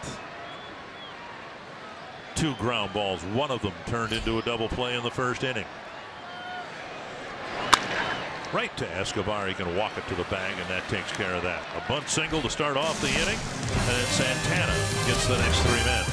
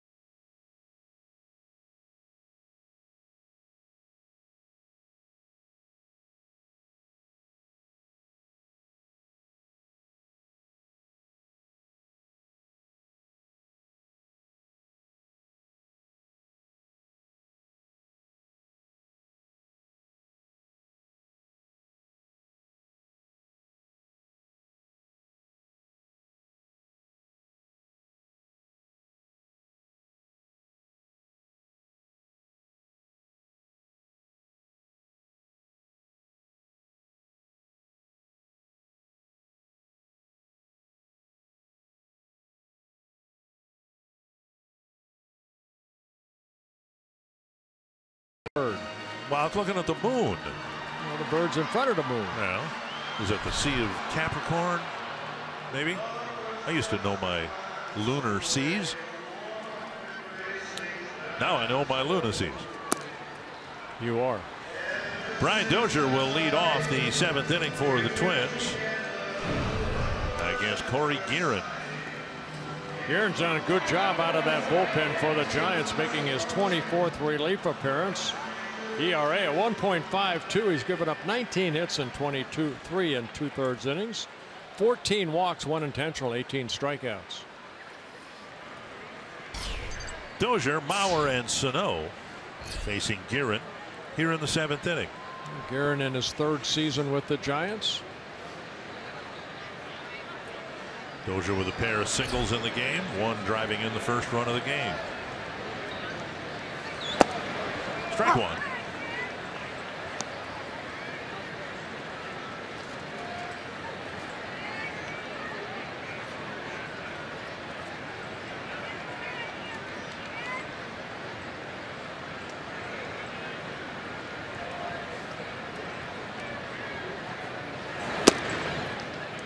Guerin delivers a ball, 1-1. Guerin went through the Tommy John surgery. Missed all of 2014. Became a free agent, signed by the Giants. Came up with the Atlanta Braves in 2011.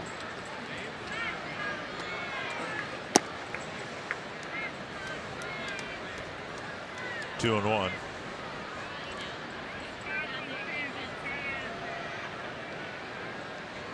31-year-old right-hander.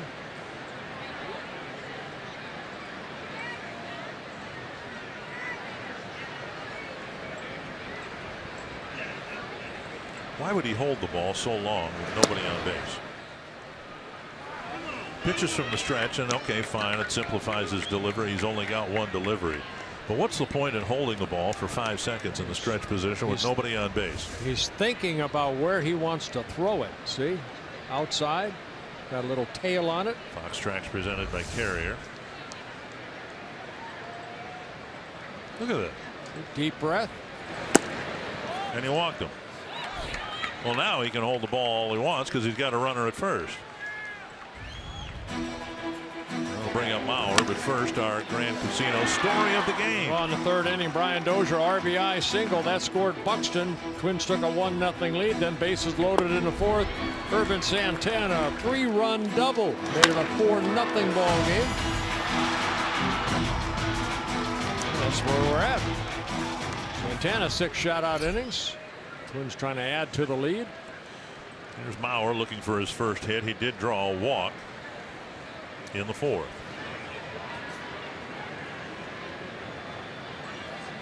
Fastball hits the outside corner.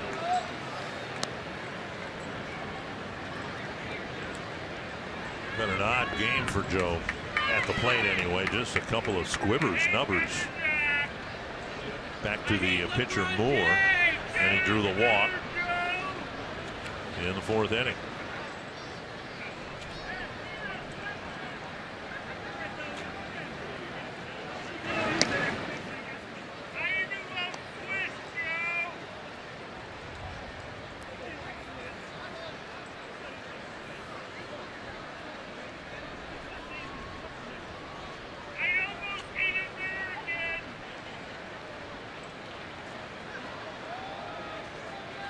One strike to Mauer.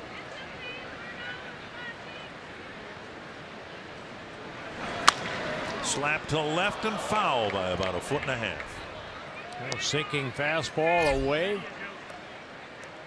Joe went with it and just sliced it foul.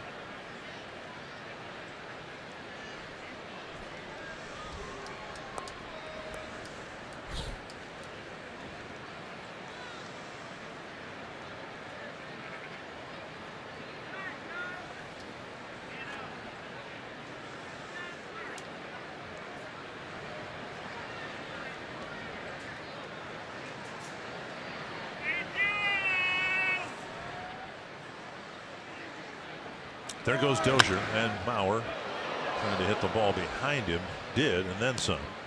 Yeah, Brian got a pretty good jump right there. A slider that Joe fouled off. And Brian with 8 stolen bases and 13 attempts.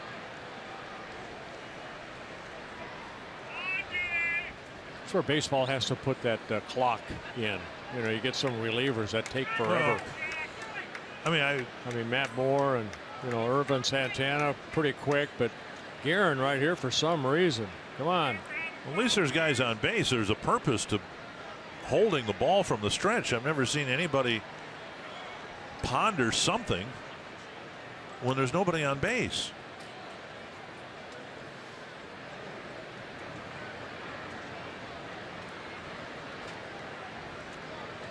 I mean, you're a pitcher. You can't be thinking about too many things.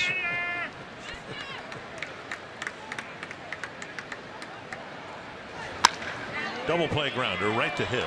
Backhanded flip. And there are 2 gone here in the 7th. That'll bring up Sano. Vote today, vote tomorrow. Vote Twins for your 2017 All-Stars with the Esurance MLB All-Star ballot. You can vote at twinsbaseball.com/vote and catch all the excitement of the 88th MLB All-Star Game presented by MasterCard July 11th live on Fox. And look at Miguel Sano's numbers away from his home ballpark. 11 of his 15 home runs on the road. A much higher batting average. And he pops one up. Belt sees it spin over into the seats. 1 strike.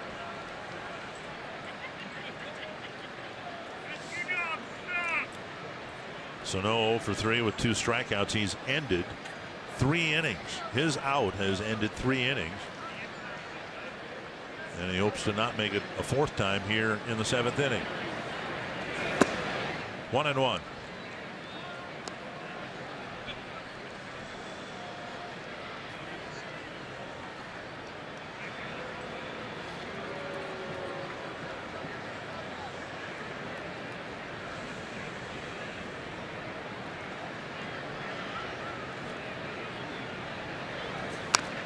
If the Twins win this game, they'll have the 3rd best record in the American League again. For a while, the Red Sox had it. And if that's the case, and you're thinking about the All-Star game, well, a first-place team and a team with the 3rd best record should be well represented in the All-Star game. It should be more than 1 guy. So you would think Sano, certainly. Irvin Santana, very likely.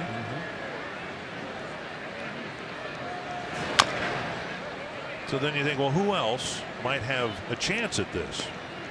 Buxton won't because he's not hitting. He's playing superb defense. The corner outfielders, Rosario and Kepler, are okay, but they probably wouldn't be picked. I'd have to say right now, those 2. I can't think of a 3rd. I'm beginning to wonder about Barrios a little bit. You know, he didn't start the year with the team, but his ERA has been very good. And if he continues to pitch well, he might get some consideration. 1-2. Well, he'll be pitching here tomorrow. Snap bat and a roller to short. And for the 4th time tonight, Miguel Sano has made the 3rd out of an inning.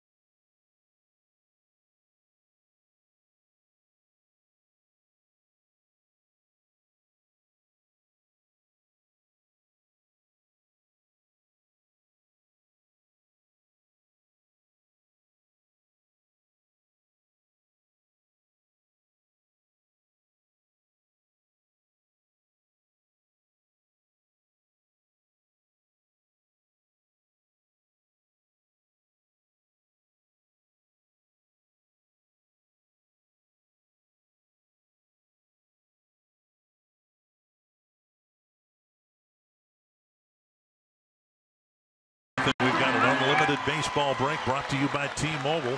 Tampa Bay Rays clubbing 5 home runs against the beleaguered Oakland A's team. 13-4. The Rays win comfortably. Corey Kluber pitching effectively against the White Sox. He's done a nice job since coming off the disabled list. And Aaron Hicks with 2 home runs, and the Yankees beat the Orioles. Yankees, one of the teams in the league with a better record than the Twins. And of course the Astros are the other. So the 3 division leaders would have the 3 best records in the league if the Twins win here tonight. 1-0 to Buster Posey. Look at that pitch count. He's thrown a pitch in the 7th, and this will be just his 63rd pitch. Down the right field line, Kepler, Mauer, Dozier, and Kepler in foul ground makes the catch. 1 down, and that'll bring up Crawford. But first, now time for AARP's Getting to Know Buster Posey. The 2010 Rookie of the Year. He won a Gold Glove for the first time last season behind the plate, and is a 4-time All-Star for the National League. He also won the MVP in 2012. He's retired, and it's another out, and another quick one at that for Irvin Santana. Crawford's bounced out twice to the right side of the infield.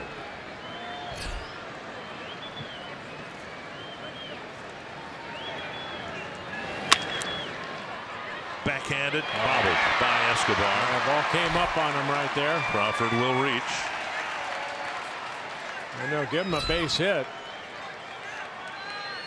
It's the 4th hit, and it's a 3rd infield hit by the Giants. The only hit out of the infield was Hill's leadoff triple, and he did not come in to score. A-Ray Adrianza has been playing most of the games at short, and the Twins wanted to get Escobar's right-handed bat in the lineup. Expect Adrianza to play the next 2 games at short. Here's Hunter Pence. Struck out in the 2nd, popped up to Dozier in the 5th.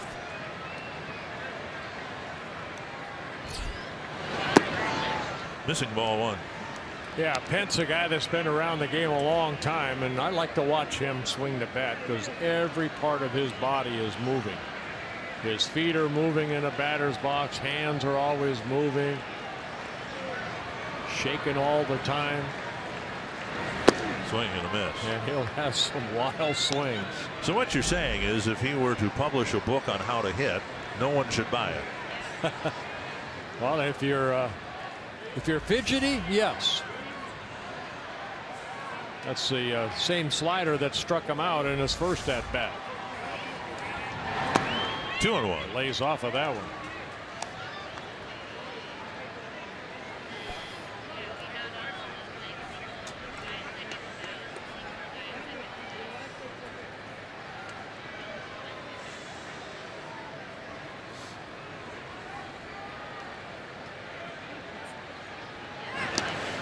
Pence, a 3-time All-Star, came up with the Houston Astros.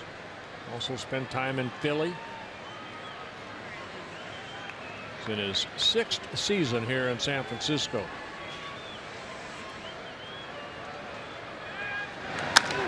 Popped up right field. Kepler hardly has to move. 2 down, and that'll bring up Aaron Hill. Now batting number 7, Aaron Hill. Well, this copyrighted telecast presented by authority of the Minnesota Twins and may not be reproduced or retransmitted in any form, and the accounts and descriptions of this game may not be disseminated without the express written consent of the Minnesota Twins, LLC. 2 down now, and Hill will bat. He's reached twice against Santana. His triple to the gap in right center, and then a 2-out walk in the 5th.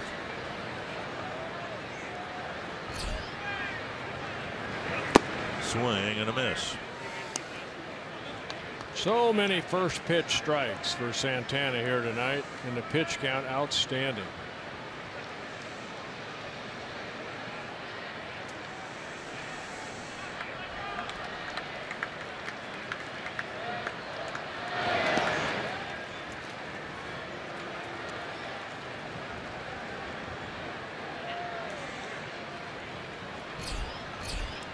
15 in the 5th. That's been the highest total to get 3 outs for Santana here tonight.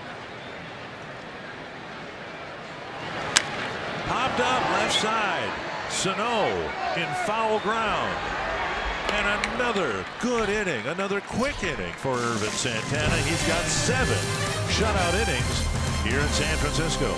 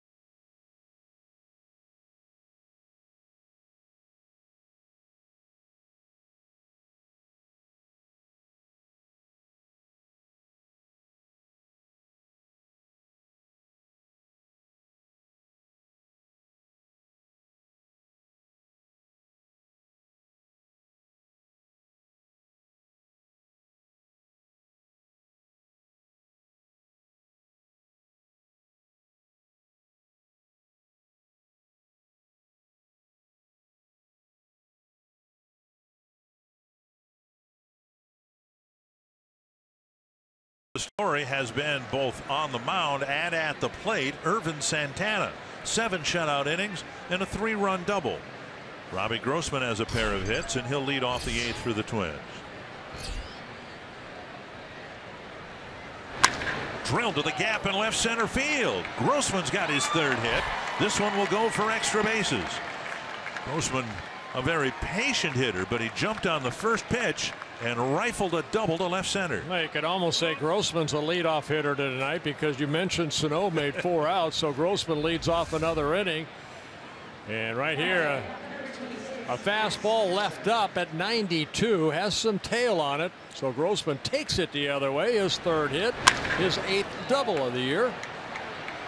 I tell you, Grossman making the team out of spring training as a designated hitter came as a surprise to many. He's been a big reason why this Twins team has been in first place most of the year. And the Twins, I think, were convinced that he could hit. But again, he's getting more playing time because of his improved play defensively. This is a team that will live or die with its defense, and the fact that Grossman can get more playing time because he's become better out in the field speaks volumes to the dedication he put in the offseason to prepare himself for the new season. It's nice to have that 4th outfielder, so Rosario or Buxton or Kepler can have a day off, and Ball can move guys around. And it's congested already. And then there's the story of Zach Granit down in Rochester today. Granit had his 8th straight multi-hit game. It's a very solid name. The Twins minor league player of the year last year, started the year hurt, but he's forcing the issue a bit with the brass and the Twins with outstanding play at AAA. Kepler takes one down and in. Kepler lined out to Hill in the 2nd, walked and scored in the 4th, and then hit a pop-up to Crawford in the 5th inning. Well, Kepler's job right here, try to get Grossman over the third. I mentioned earlier, Kepler's been hitting a lot of pop-ups. Let's try to hit a ground ball to second base. Hill playing at deep second base.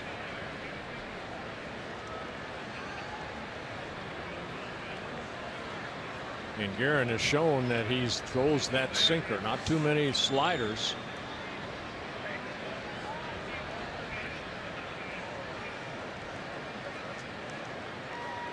One and two.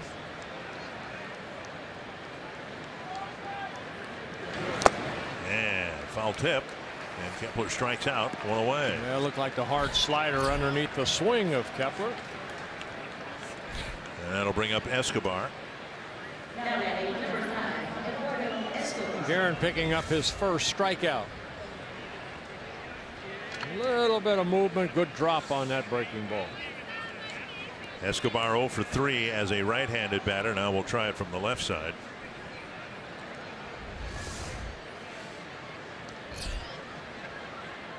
Cubs would like to add one on here. They haven't scored since Santana's 3-run double in the fourth.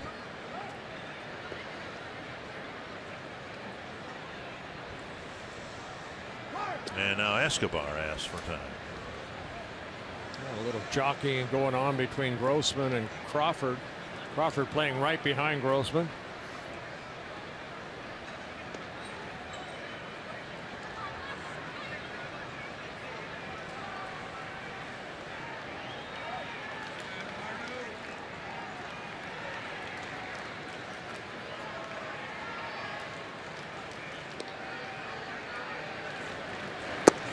Missing the outside corner.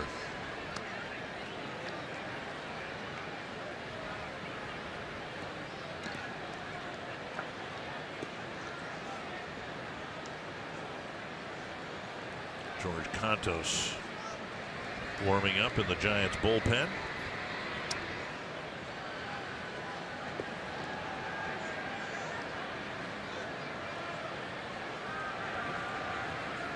Popped up. Foul and out of play, 1-1.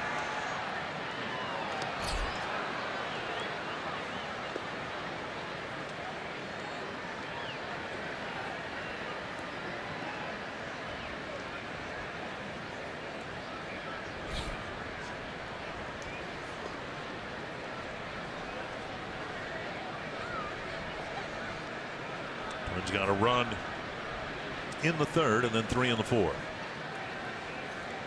Out hitting the Giants 8-4. Up high, 2-1.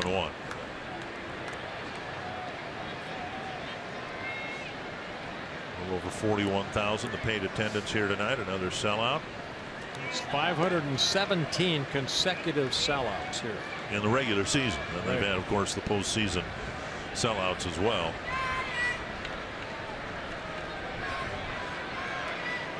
Two and 1 to Escobar.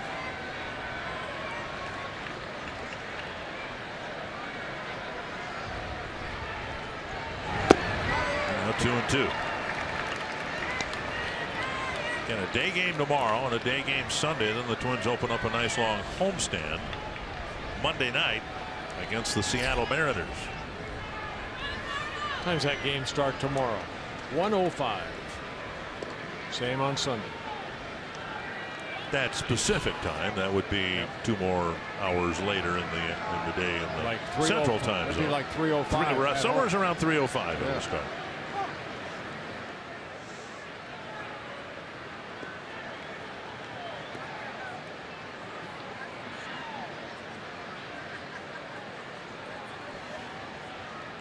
These guys are human rain delay.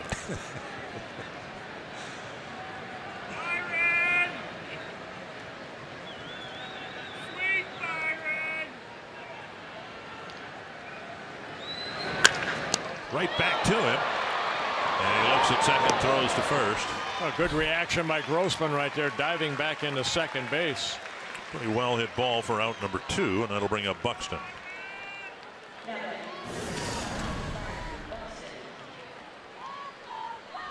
Buxton with a leadoff single in the third. He later scored the first run of the game. Since then, a couple of pop-ups, one to the second baseman Hill, the other one in foul ground to the first baseman Belt.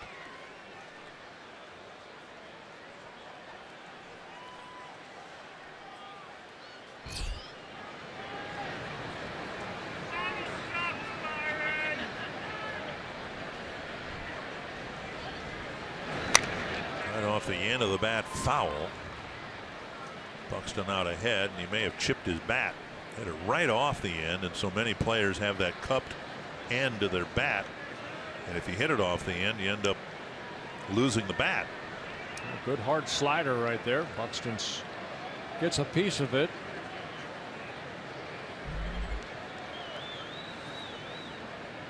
One strike. One thing that baseball has done, they've asked players to have extra bats ready for cases like that. I remember, a guy would break a bat and he'd go back, get almost a brand new bat, put whatever he wanted on it. Well, they finally got the bat boys to get involved. Used to be the player go to the bat rack and pick one out, and they realized, oh, wait a minute, we're hiring people to transport bats. How about if we have them meet the hitter halfway? And that's generally what happens these days. 2 strikes to Buxton. Twins need a 2-out hit here to take advantage of the leadoff double.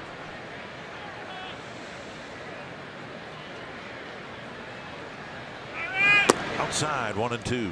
And a lot of people may not know, too, players, they'll go to the dugout before the game, and they'll have 3 or 4 bats ready in case. They'll have one bat they're going to start with that feels comfortable. In case what Buxton did, the bat boy knows exactly who's coming up. He'll have that bat near him in case that happens, so he can get it right away to Buxton.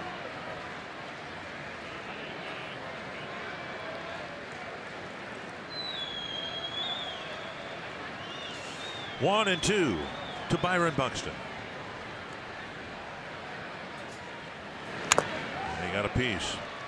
I'm watching Posey catch, and you watch him behind the plate. He's a catcher that puts that right hand behind his back when that ball's coming toward home plate. We saw, was it Zunino get hit a couple times with that hand exposed, that right hand. And he'll put those signs down where you can almost see it from here. Okay. And just look at Posey's. Posey's like, okay. All right, fine. I've been out here crouching for 10 minutes already. How about this one? All right, watch that right hand where he puts it. If he ever throws the ball, there he is. And a foul against Buxton's leg. He's been solid behind the plate for the Giants. I remember when we were here last 3 years ago, and the timing, I guess, just made it conspicuous. We were here, and there were the Giants were getting some pressure to move Posey out from behind the plate to first base, as the Twins did with Mauer. 1-2. That's behind first. Belt in foul ground makes the catch, and the Twins get a leadoff double, but don't do anything with it. It's still 4-0.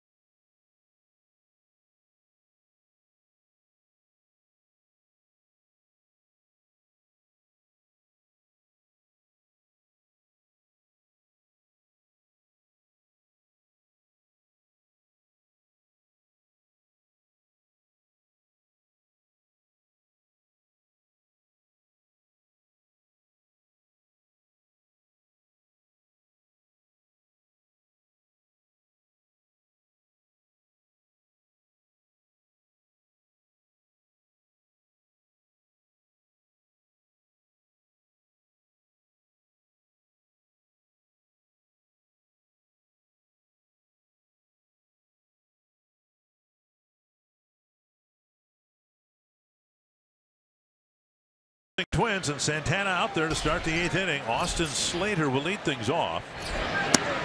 Missing outside ball 1. Slater's 0 for 2. Eddie Rosario's in the game now in left field, replacing Robbie Grossman, who checks out with 3 hits tonight. And now 2-0. Pitch count outstanding for Santana.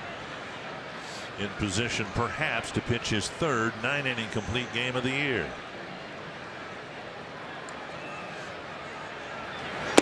There's a strike. He did it in the middle of April against the White Sox, a 1-hitter through 9 innings. Then he did it again on May 23rd in Baltimore, a 2-hit 9-inning shutout. Popped up back and out of play. 2-2. Yeah, Santana making his 6th road start, 4-1 on the road, 2.18 ERA. He's pitched well on the road. He's also pitched well at home. 7 starts, ERA at 2.63. So he came into this ballgame allowing only 43 hits and 81 innings pitched. 2-2. Got him. And strikeout number 3 for Santana. Gorkys Hernandez will hit next for the Giants. Getting Slater for the 3rd time. Well, Irvin Santana, he has been right on here tonight. And he is tonight's State Farm combination. Both Buster Posey and Robbie Grossman. You see Santana with the 7 1/3 innings pitched and the 3-run double. He's done a little bit of everything. Here is Hernandez with 1 down in the 8th.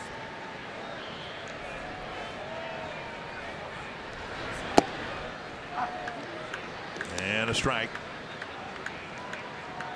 I'm talking about Santana and how he was considered for the start in the series finale last night. Strike 2 on the outside corner. And the Twins thought better of it. He had a short start in his 4 innings against the Angels, and giving him an extra day they thought might be beneficial, and whether that's had any impact on his start tonight or not, but he's been very, very good.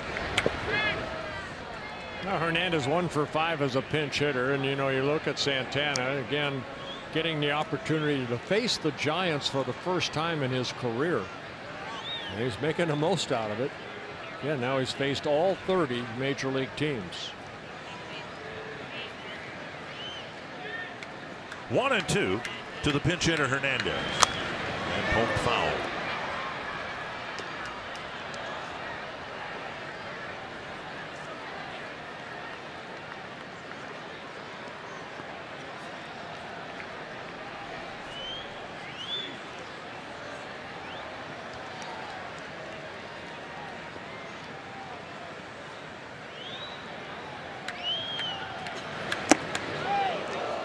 Stepped into it, a check swing, no swing, and it's 2-2. Almost accidentally went too far. Castro, I think, claiming that the ball was tipped, but Lance Barksdale wasn't buying it. And then Castro looked into the dugout, but that's a non-reviewable play. Well, it's a fastball up and in. Hernandez trying to hold his swing. Oh, it does look like he tipped it off the handle of the bat.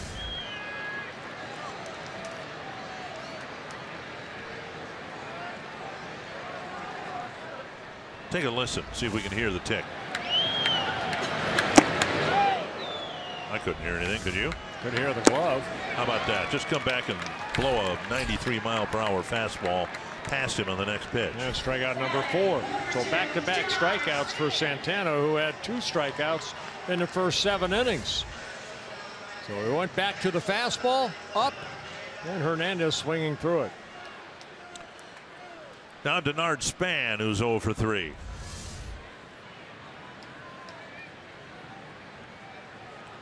The Giants tonight have never sent more than 4 men to the plate in an inning. And strike 1 to Spann. 24 of 28 first pitch strikes.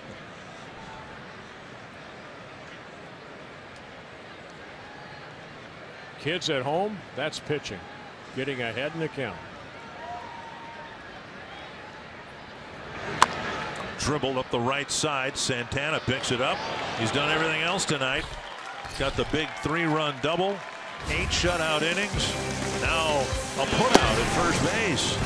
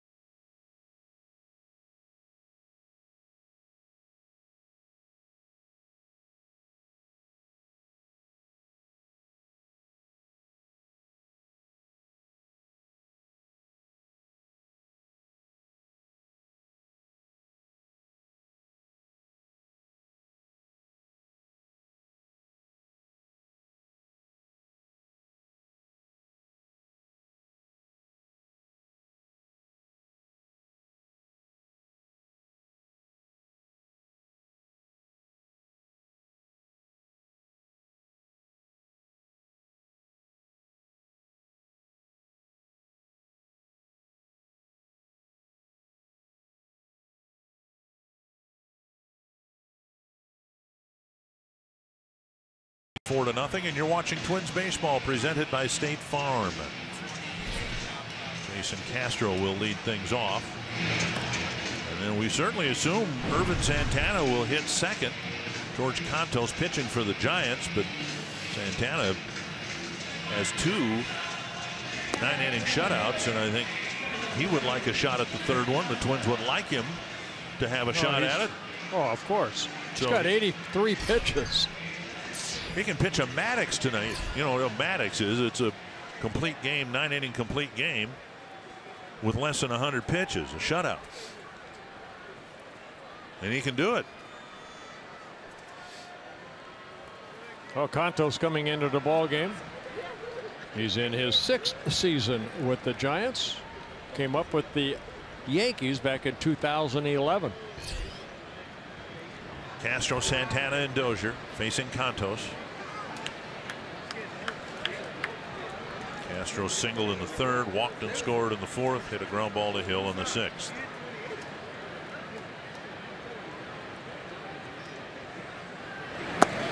Down and in ball 1.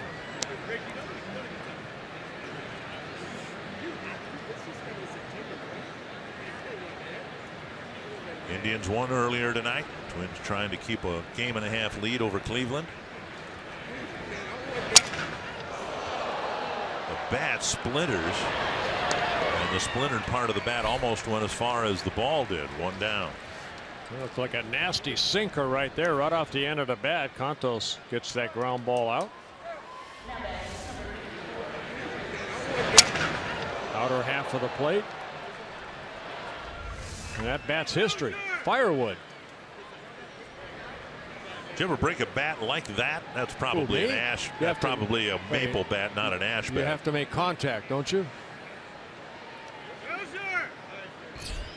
You must have cracked a few bats in your time. You must have gotten jammed, didn't you? I don't recall. Well, no. Did you have Louisville Slugger, right? So did you have your autograph? Yes, I did. Model bat? Yes, I did. I got an autograph. I got a set of golf clubs. 1972. I signed a bat contract, which they did not give pitchers bat contracts, but I begged hard enough. You did. That they gave me one, and I got a new set of Louisville Slugger golf clubs. I didn't want the bat. I couldn't hit, but I got the golf clubs. I could hit those. Still swinging those too, aren't you? Well, no. Yeah, they're still around somewhere. 2-1 to Santana. He tried to drop a bunt in front of Nunez his last time up, but in the 4th inning he drove in 3 runs with a double. And now he's on the verge of perhaps drawing a walk. And I hope if he gets on base, they run the jacket out to him. I haven't seen that in a long time. Probably since Jim Cott. Squaring and taking a strike. No, it's 3-2.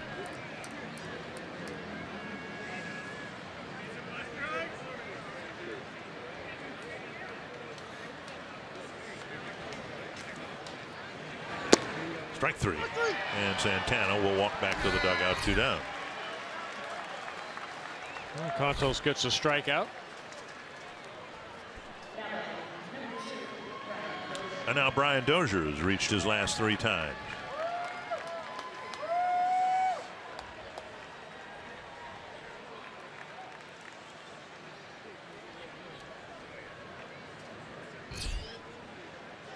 Dozier struck out in the first, RBI single in the third, another single in the fourth, and then a walk on the seventh. There's ball 1.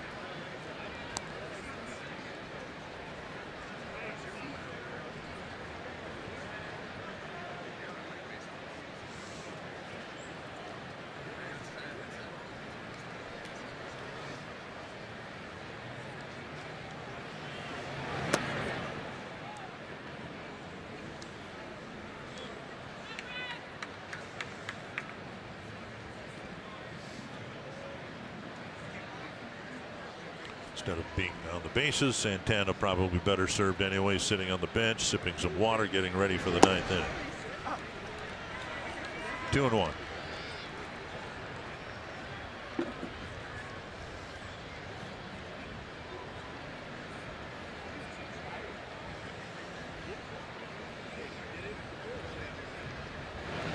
Popped up right side, and Belt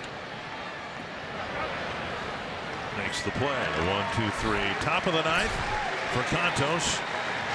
And Irvin Santana heads out for what he hopes will be his 3rd shutout of the season.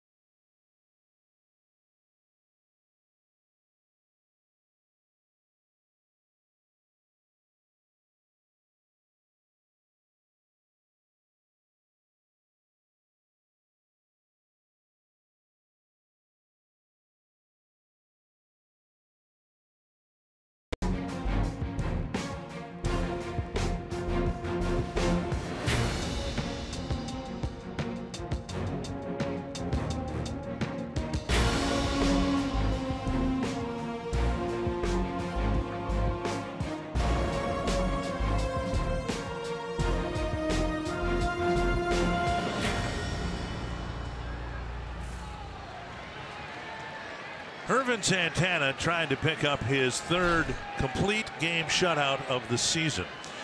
In both leagues this year, counting 8-inning complete games, there have been 26 complete games. Dribbled back to the mound, and Santana has an easy first out. Nunez quickly retired, 1 away. 84 pitches for Santana too, so hopefully he can finish this game.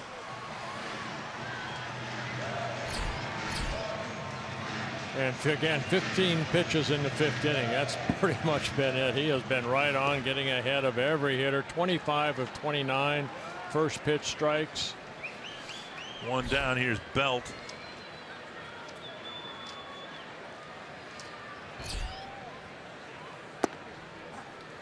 Santana has 10 career shutouts, 18 complete games. Of course, 2 of those this year, 2 complete games, 2 shutouts. A 1-hitter, a 2-hitter. High fly center field. Buxton under it. 2 away. Looking back at the hits, there have only been 4 of them. 3 of them infield hits. A lot of ground ball outs here too. Well, he's been right on. Nunez had a ground ball to Sano, and Sano took a bit of a hesitation, then fired across. Nunez beat that out in the first inning. Tomlinson with a bunt single, and then Crawford with the one that was almost backhanded by Escobar. And in all honesty, the only well-hit ball here tonight was Hill's triple leading off the 3rd inning. You know, 3 times he's had a shutout, and the most pitches he's thrown, the least amount of pitches, 97. Strike 1 and strike 2. 27 first pitch strikes. And those were complete games, 97. Pitch number 89.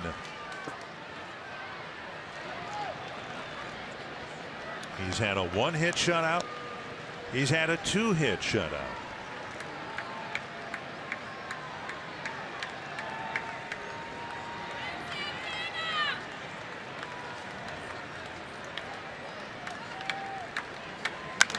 Fouled away.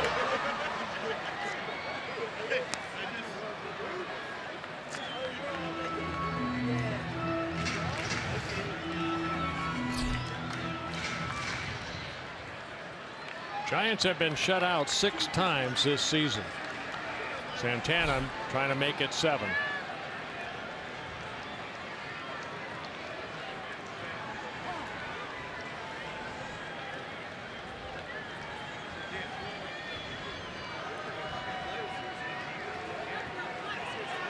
Looking for his 8th win of the year. A masterful 4-hit shutout by Irvin Santana. Picking up his 5th strikeout. Giving his catcher, of course, a big hug. And Santana goes to 8-3 with an ERA at 2.20. And what's the phrase? He helped the cause, right? Got the big hit of the game as well with the 3-run double, but in reality, all he needed tonight was 1 run, and he got that in the 3rd inning. While on the mound, Santana was sharp. I mean, he was outstanding. Got ahead of almost every batter he faced, had a nasty slider.